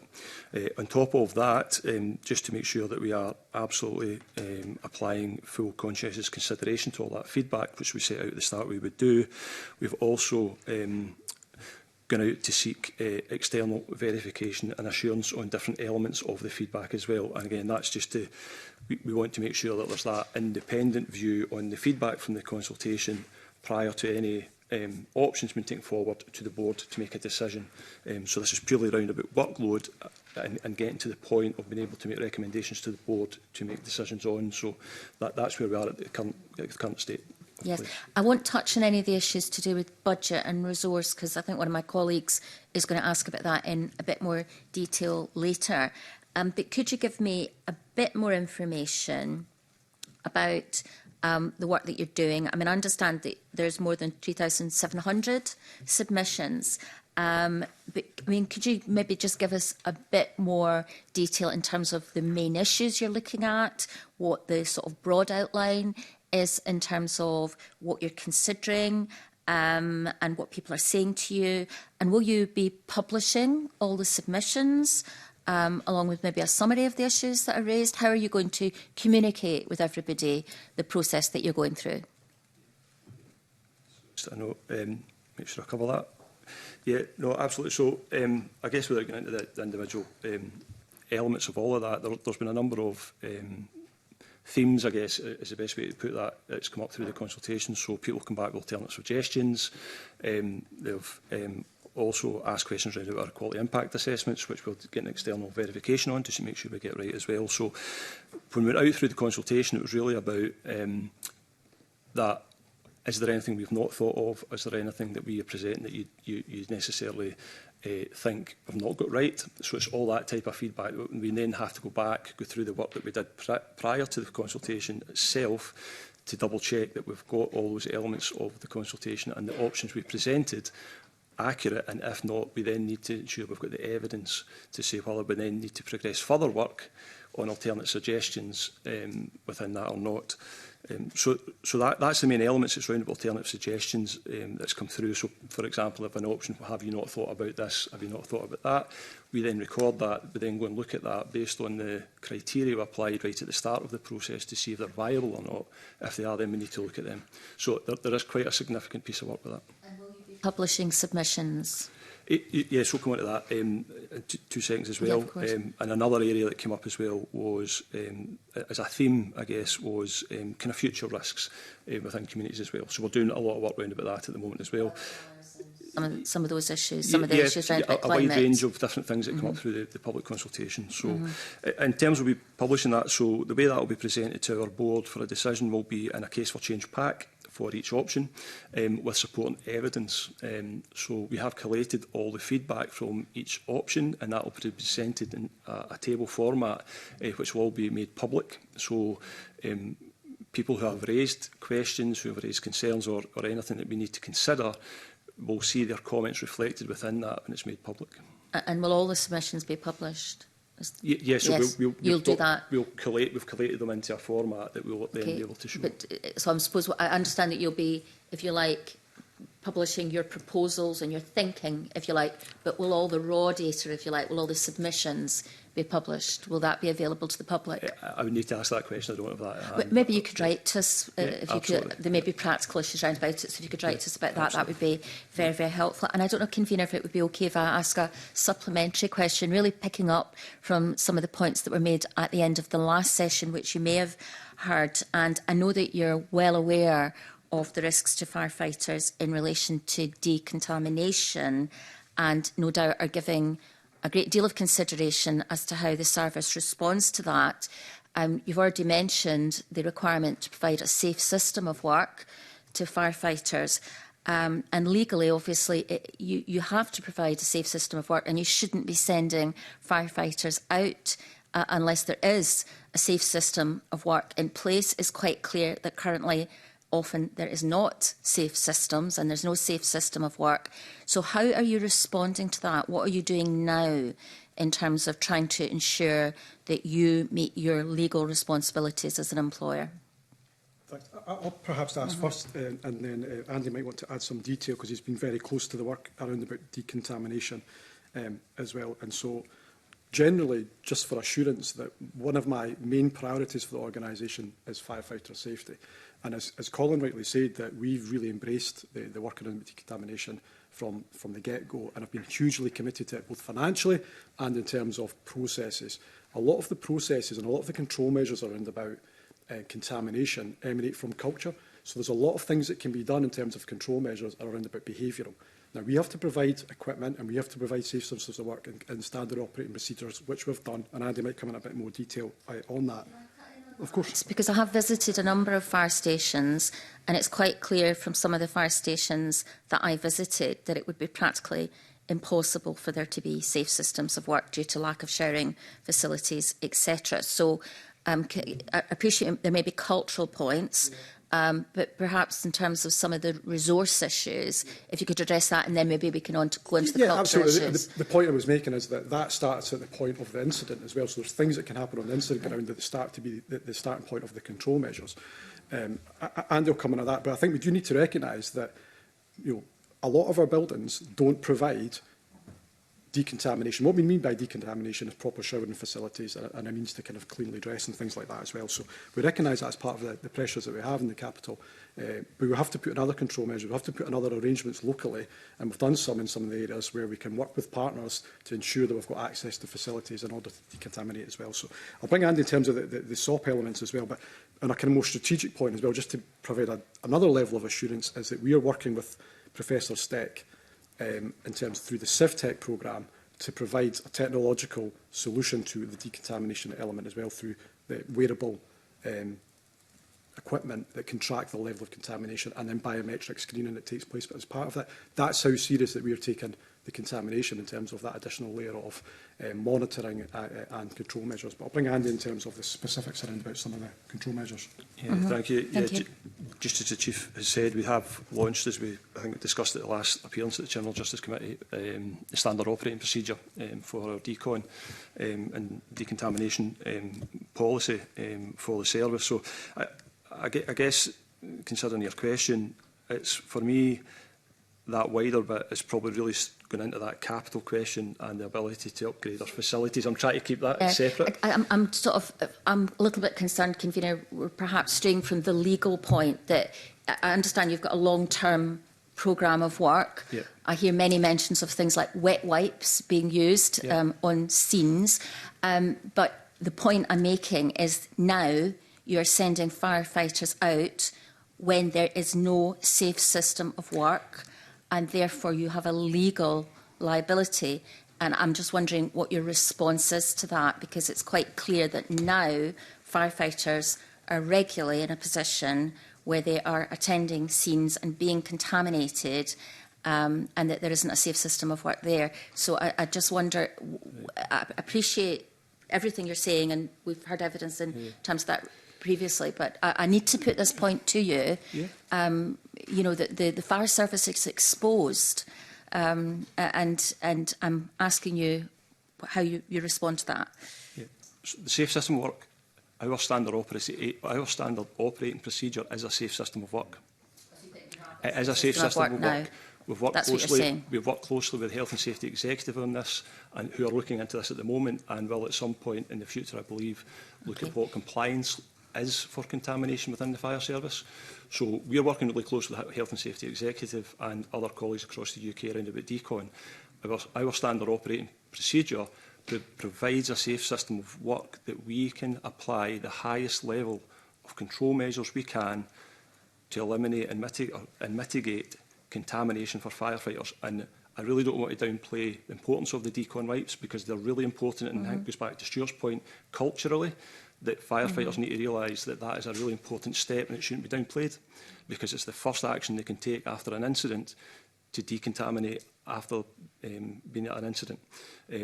Bagging their kit and making sure that's then taken back and put through laundry procedures. We've invested a significant number of millions of pounds into decon over the last few years as well. So I think as a service, I believe that we are, if not one of the kind of leading fire and rescue services in the UK around about decon, and we're leading the way, Stuart says, around about some of the CivTech work with Anna Steck, around about tracking decon. So probably just to give that reassurance, the standard operating procedure, when followed, provides a safe system of work for firefighters at the moment. We acknowledge that when the Health and Safety Executive then do further work around about contamination, there may be more guidance comes out that we will then need to adhere to. I'll leave that there, Convener. Thank you. Thank you. I don't want to stray too far off the budget and reform, but if there is any follow-up perhaps that you feel would be helpful on that point for the committee, be very pleased to receive it. Okay, thank you. So Pauline, followed by Sharon Dowie. Good morning. Okay, I'm not sure it's really that easy to separate out the implications of the budget from the delivery review, but I'll come to that. So in the FPU submission, they say in relation to one of the options, which is to replace some of the whole-time fire numbers with retained firefighters. They say that the full implications of this are not widely understood by people who took part in the consultation process. That's what they say in their submission. But my question is, Stuart Stevens, is does the budget make this move more likely or not? Can you just clarify what you mean by move, please, Ms McNeill? Right, so I understand one of the options you're looking at is replacing some full-time fire cover with retained. Yes. Right, so does the budget make this more likely that there would be a push for that or not? The current options mean there would be day shift duty systems and retained at some of the stations. The budget implications need to be considered in terms of if there's a reduction in headcount, is that still the viable option to pursue at that point in time or not? So we need to consider that. The budget itself doesn't drive that need to move to that. I think just in terms of the RDS, if I may as well, is that I think it's important to understand that 80% of Scotland is currently served by on-call firefighters who do an incredible job and very selfless. Well, by the way, can I just be clear, I'm not doubting that. I accept that. But if we need so many full-time firefighters and for some parts retained firefighters, you see why I'm asking the question. Yeah. You shouldn't be compelled to change the system because of the budget. That would be the concern. Yes. Rather than, yeah. Yes, of course. But as the options currently stand, budget aside, that was never the intention. There was an intention to bringing day shift duty systems to those stations alongside RDS, which is commensurate with the level of risk and demand for those stations when you compare them against like-for-like stations elsewhere. So, for example, we have whole-time fire stations that do substantially less fire calls than on-call fire stations currently do. And that's part of the model that we've inherited from the 8 services. So that's part of the SDR review, is to examine that. So I do see the distinction. Thank you. Can you tell the committee whether you think that the implications of the budget will lead to a reduction in headcount of firefighters? As things currently stand, I do believe that could potentially be the case, particularly in years 2 and years 3. Yeah, I understood that. Would you be able to give some estimates as to the figures at some point on that? Yeah, I've provided them in response to Mr Kerr's response. So I can reiterate them, or I can provide them in writing if that's easier. Can you? Yeah, that would be great. Thank you. So, over many years, I'm aware about the discussions about the changing role of firefighters and the incredible work that's been done around other, I suppose, other jobs that firefighters could do. This is going to be much more difficult under these budget arrangements. So, I just need to ask you directly, do you think it's maybe time to say to the government that this is not possible? It's not possible, really, to enter into any further discussions about changing the role if we're going to face a potential reduction in firefighter numbers? Yeah, and just for absolute clarity, I've always been clear in terms of discussions on that funding for a broadened role shouldn't come at the expense of core funding for the service. The service needs to be in a good place and then to take on that additional work, and I stand by that point. I am hugely committed to a broadened role for the fire service in Scotland. I think that the value that we could provide across all parts of the system would be significant, both in terms of medical response, but the wider preventative activity we do, ensuring that we're prepared for terrorism events, whatever it may be. The service could really provide that, particularly in these current times that are very, very challenging, and obviously risks increasing. There's absolutely a role for the fire service in terms of that preventative response and preparing this element, and I'll continue to push for that investment to do that. Thank you. Just finally, on the letter that we got in relation to the service delivery review, does that mean then, I mean, given that we've had no indication at all of what is quite wide and various options, you're going to, the board are going to make a decision by the end of June. So what scope is there for elected members to question the options that are put before the board, or have I misunderstood? Yeah, so as things stand at the minute, my understanding is it's a decision the board will need to make in terms of a framework for the processes for that to be made. I would imagine then that there's an opportunity for the committee to scrutinise the decision, would be my understanding in terms of how that process would work. But as things stand out in terms of the way that the process should be undertaken, it's a board level decision that obviously you're entitled to scrutinise. So would it not be more transparent then? Because you say a final decision is going to be made, but we have no idea right now what the analysis looks like. So many people have participated in this consultation, and it's wide and varied, and then you're going to make a final decision in June. Surely there should be an intermediate stage where we get some indication of what direction you're heading in. I mean, it's potential closure of fire stations, changes to the service. I mean, a lot of things could happen here. But once a final decision is taken, I think you know it's going to be very hard for future elected members to unpick a final decision when we don't even know, as we're sitting here in February, what direction you're heading in. The process of governance is not necessarily something I can comment on. What I'm saying is that this is the process as we've understood it. I think those are probably questions that would be more appropriately answered by the Scottish Government and the Minister. Right, so it's a ministerial decision as to your consultation and the final decision.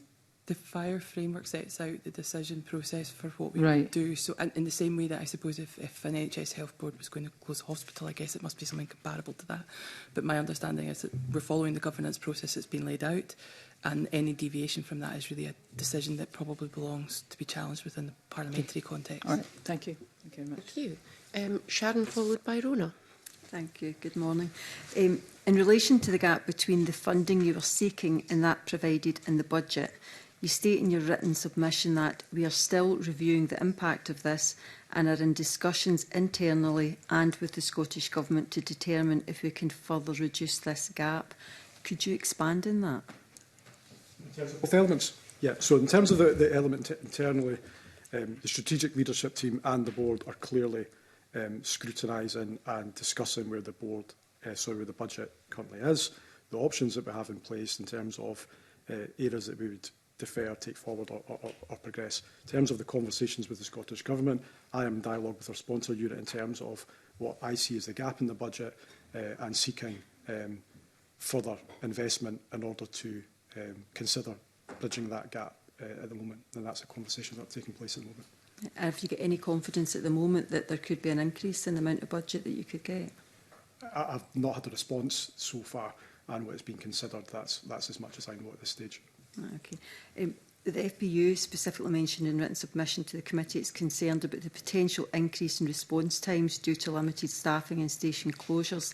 And in your response there to Pauline McNeill, it sounded that with the current budget there could be a decrease again in staff. So do you share the concern that there could be another increase in response times if you don't have a further increase in your budget?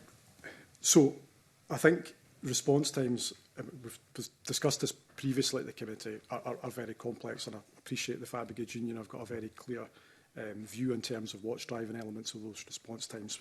There's a number of factors. Colin's listed some of those factors. What we have done, and Andy mentioned this the last time, is we've commissioned some independent analysis by academia to really understand all the variables and factors that have impacted on response times in Scotland. So that work is underway. We will make that widely available once it's completed, to really understand what's contributing to response times. And there's various factors. Again, as I said the last time as well, is that we shouldn't lose sight of the outcomes element to it. And the outcomes for the service are continually positive in terms of that. So response times, as I say, are very complex. And there's another element of response times around about the preventative activity that we've done. So that ensures that fires are discovered and alerted much, much quicker. And that's a benefit that we're seeing in terms of that work that we've done. There's elements that we know are within our gift in terms of response times. And we're investing heavily. So for call handling times, for example, we've invested £30 million in a new command and control system, which will speed up call handling and mobilising times. And we need to understand the other factors that are within our gift to influence, such as the location of fire stations and fire appliances, and that's part of the SDR review as well. So it's a very complex thing, and we need to kind of understand all the various factors in terms of it.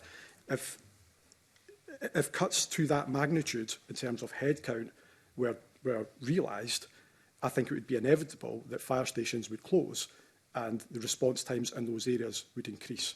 And that would be a fact in terms of that level of 600, 700 firefighters coming out of the system would impact on that. It would be inevitable. So I suppose in an ideal world there would be no fires. But we'd be out of a job.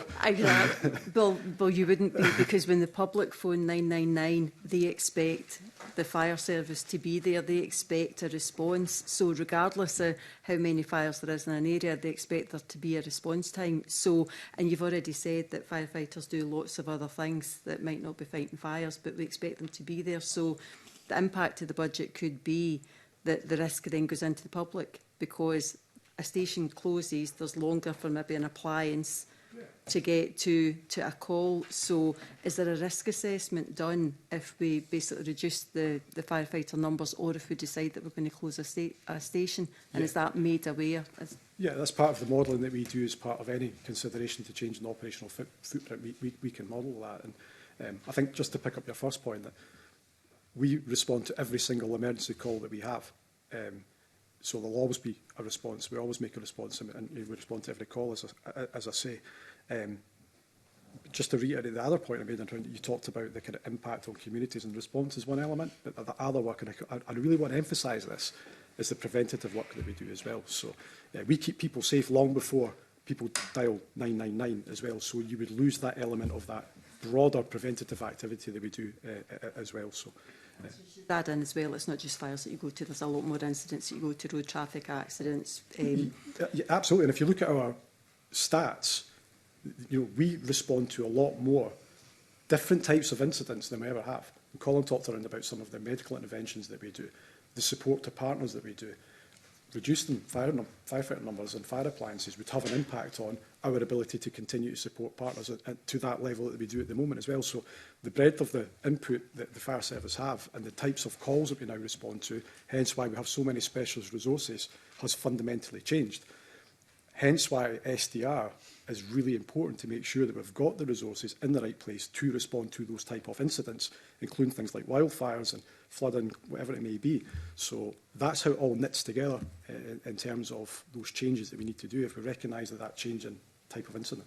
That's right. And just to clarify, you're doing work just now on statistics around the response times, and once you've we've commissioned the university, and we'll publish that once it's done. Right. Okay, thank you. Thank you.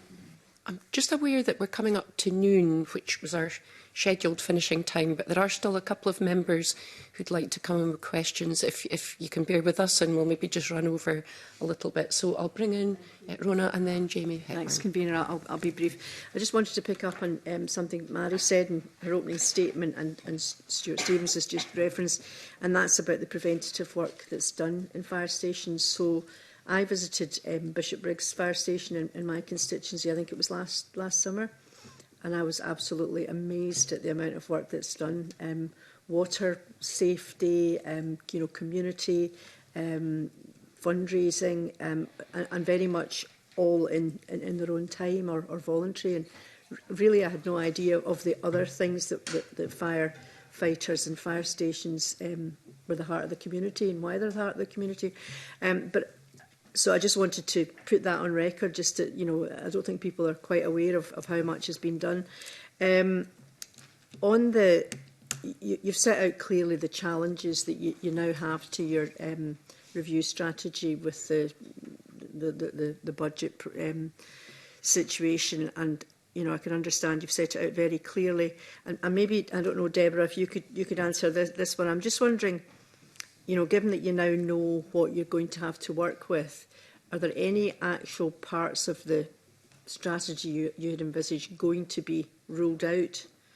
Is there anything that you're thinking, well, we just can't do that now? Yeah. I don't know if it's for Deborah or Stuart, but... I'm happy to pick that question up. It's too early for us to say we can rule anything out, because we need to fully understand the impact of the budget. But what we've been clear, and I think it's in the correspondence that I sent to you all, is we have to question the viability of some of those options on the backdrop of the budget settlement. Because we committed from the outset around about this being about investment and reinvestment in the organisation. We also talked around about feasibility and deliverability over a period of time. And we now need to really understand if that's still viable across all the options. There may be some options that still are, and there may be some that we need to consider.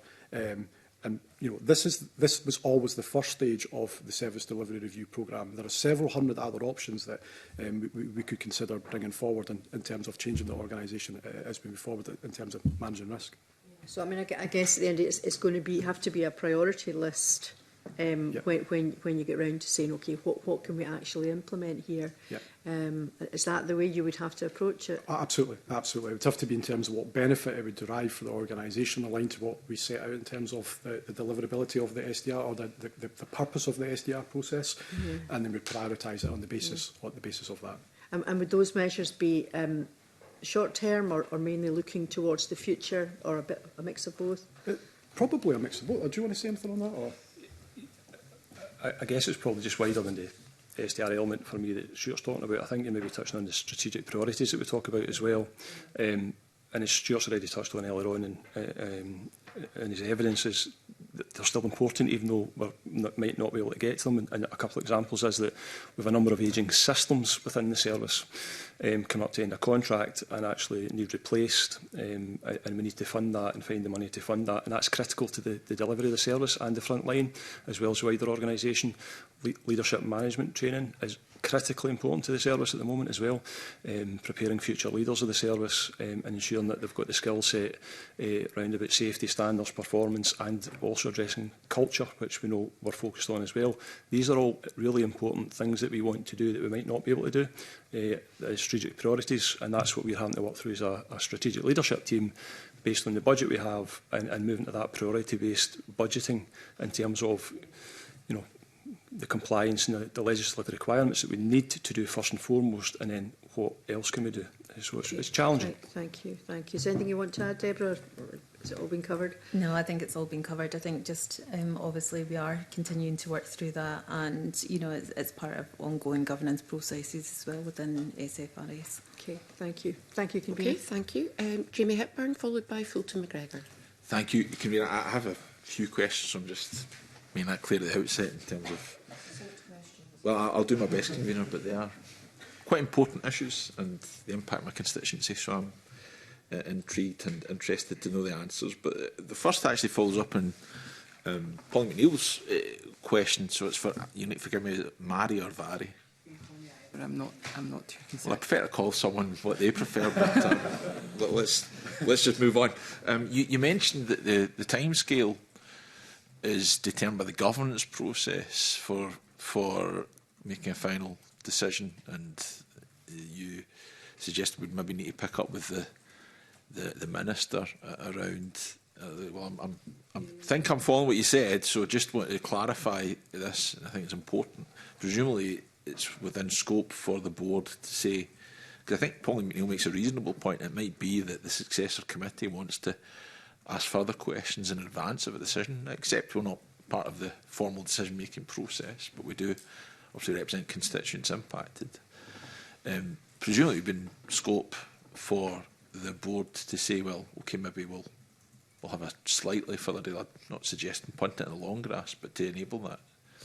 So the timescale is determined as we process through, and by the time we get to June, we will be, I think, a year into the process, and we're really conscious that that's a very long time. So that there is that awareness that actually there's a responsibility in terms of good practice for that. So that was there. So yeah.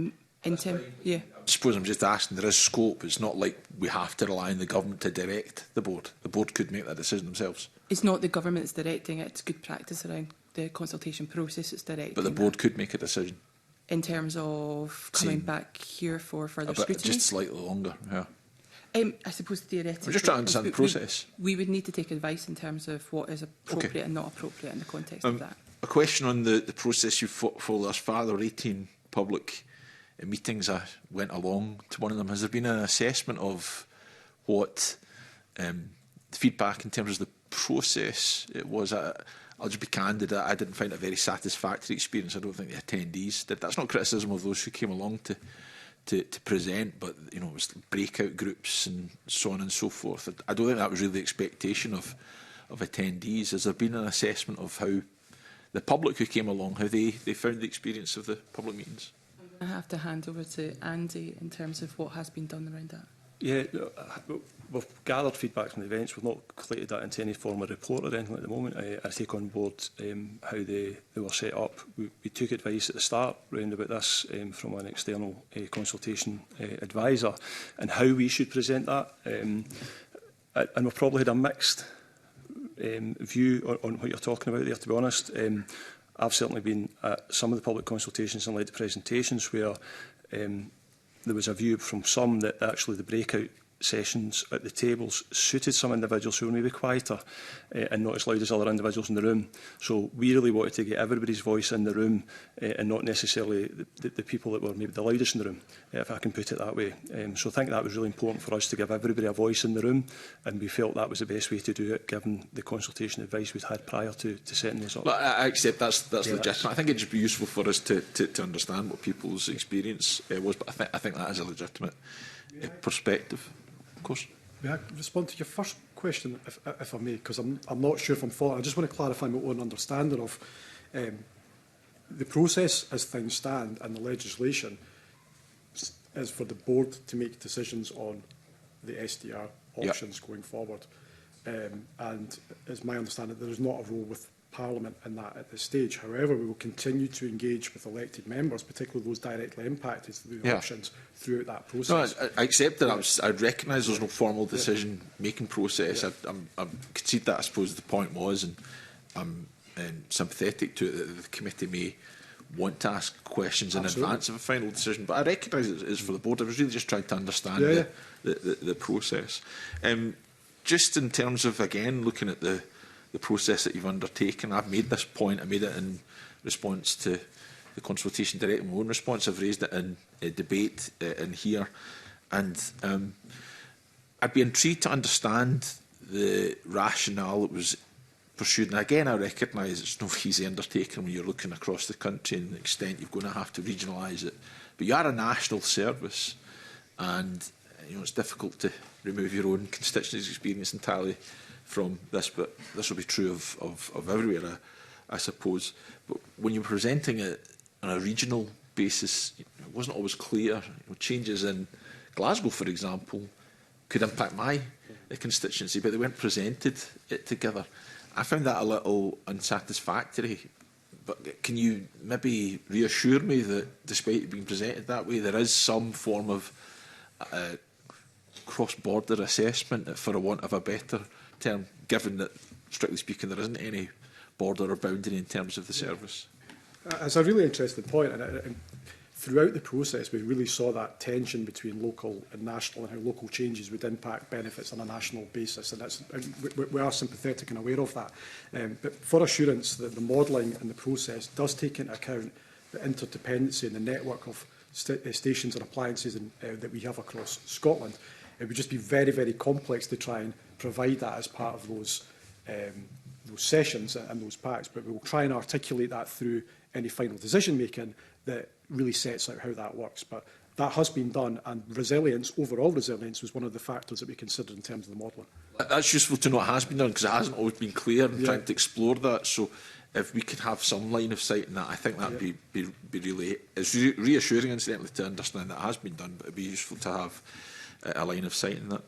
Just two very quick questions, if I may, Convener. One, again, it picks up on Polly McNeill's point around retained firefighters. I mean, you as a service have yourselves recognised the difficulties in recruiting retained firefighters. The FBU has made that point as well. So I suppose the question is, if a lot of these changes are, as you've set out, predicated on the recruitment of additional retained firefighters, supposing that isn't possible, supposing that isn't successful, is there any guarantee that, and again, I recognise maybe being a localised basis, that changes that are predicated on the recruitment wouldn't be going ahead because you've not been able to recruit?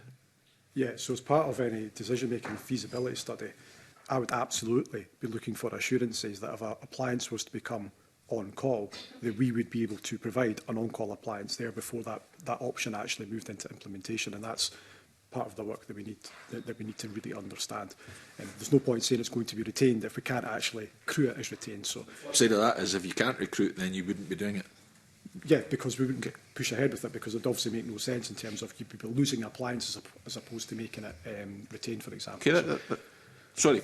No, that's all. That's useful to understand. And one question, because I did indicate to the FBU I would ask this, so I should.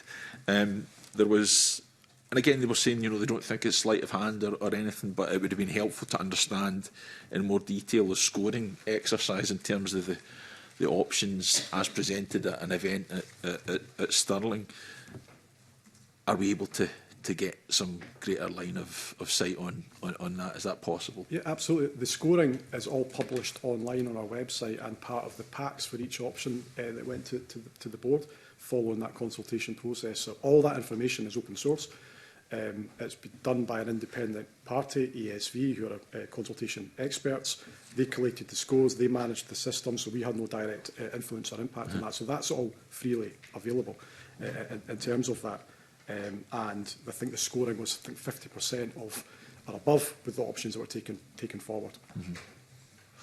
Okay. Sorry, Andy, I might need to try and understand why then we were told that it wasn't available. I might have misunderstood the point. No, I'll maybe come in and provide some clarity, hopefully. So the live online scoring on the day was working and displaying. The bit that wasn't working in terms of the technical issue was the consolidated scores of all the scores coming up on the screen. So the system did record the scores as individuals in the balance room put those scores in, and it did show on the screen. The only bit that didn't was the consolidated list as the score. We're going through all the options. As the Chief's touched on, that was done through an independent external facilitator. And again, we followed kind of best practice guidance in the consultation, and it got that external verification and assurance round about that. That provider and facilitator has provided a report and again assured us and guaranteed that whilst there was a glitch in not displaying that, the actual system worked itself in terms of the purpose of recording the scores throughout the whole process. So it was a slight technical issue, but there was nothing to suggest in any way, shape or form that there was anything, as John's already or Colin touched on, underhand in terms of how we recorded it. No, and they were saying the same, and I'm not suggesting that otherwise. Yeah. So Chief Officer saying that's available, so we should be able to see that now. It's available, yeah, as part of the pack sheet. That's helpful. Thank you. And finally, Fulton McGregor. Thank you, Convener, and good afternoon now to the panel. Just a very brief question, because I'm conscious of time, and it's something that you've picked up on already as throughout the session, actually. And that is just following on from the previous session with the FBU. What more do you think you can do to make sure both the union and also workers as a whole across the service are involved and on board with how you're taking forward any reforms? And why I'm asking that is because obviously with the previous session, but also does seem I've got a really good relationship with my fire station in Coatbridge. Fire officers come to me regularly about a number of things, and I've all got a good relationship with the folk that run that station as well, and have always been made welcome. But it seems whenever there's decisions coming up, such as the reforms, there seems to be a bit of a disconnect between what firefighters on the ground tell us will be the consequences and often what we get maybe at committee or get sent in via government. So I'm just wondering, is there anything you can do to... It does seem like relationships are generally good, but maybe at times like this, is there anything more you can do to make sure that the folk that are working the service are fully on board? Yeah, it's always been a challenge in terms, particularly large organisations, in terms of that line of communication to frontline staff. We have endeavoured to do that as much as possible. The level of engagement and communication that takes place and the work that our comms and engagement team have done to ensure that everybody's really briefed on where we are it has been significant, and we'll continue to push on that. But I do recognise sometimes that messages might not always land in the same way, and it's up for us to continue to do that. Myself and my colleagues are regular in stations doing visits. As you pointed out, we've got a very good relationship with the Fire Brigade Union, and we try to keep everybody informed as possible, but there'll always be points where people might not see the full detail of that, but we'll continue to endeavour to try and improve that. Thank you very much. Okay, apologies for running over, but I think it was worthwhile. Thank you very much to our panel for coming along today. That's been a really helpful insight, and we'll look forward to receiving some of the follow-up detail from you. So that concludes our session, and we'll now move into private session. Thank you very much. Thank you.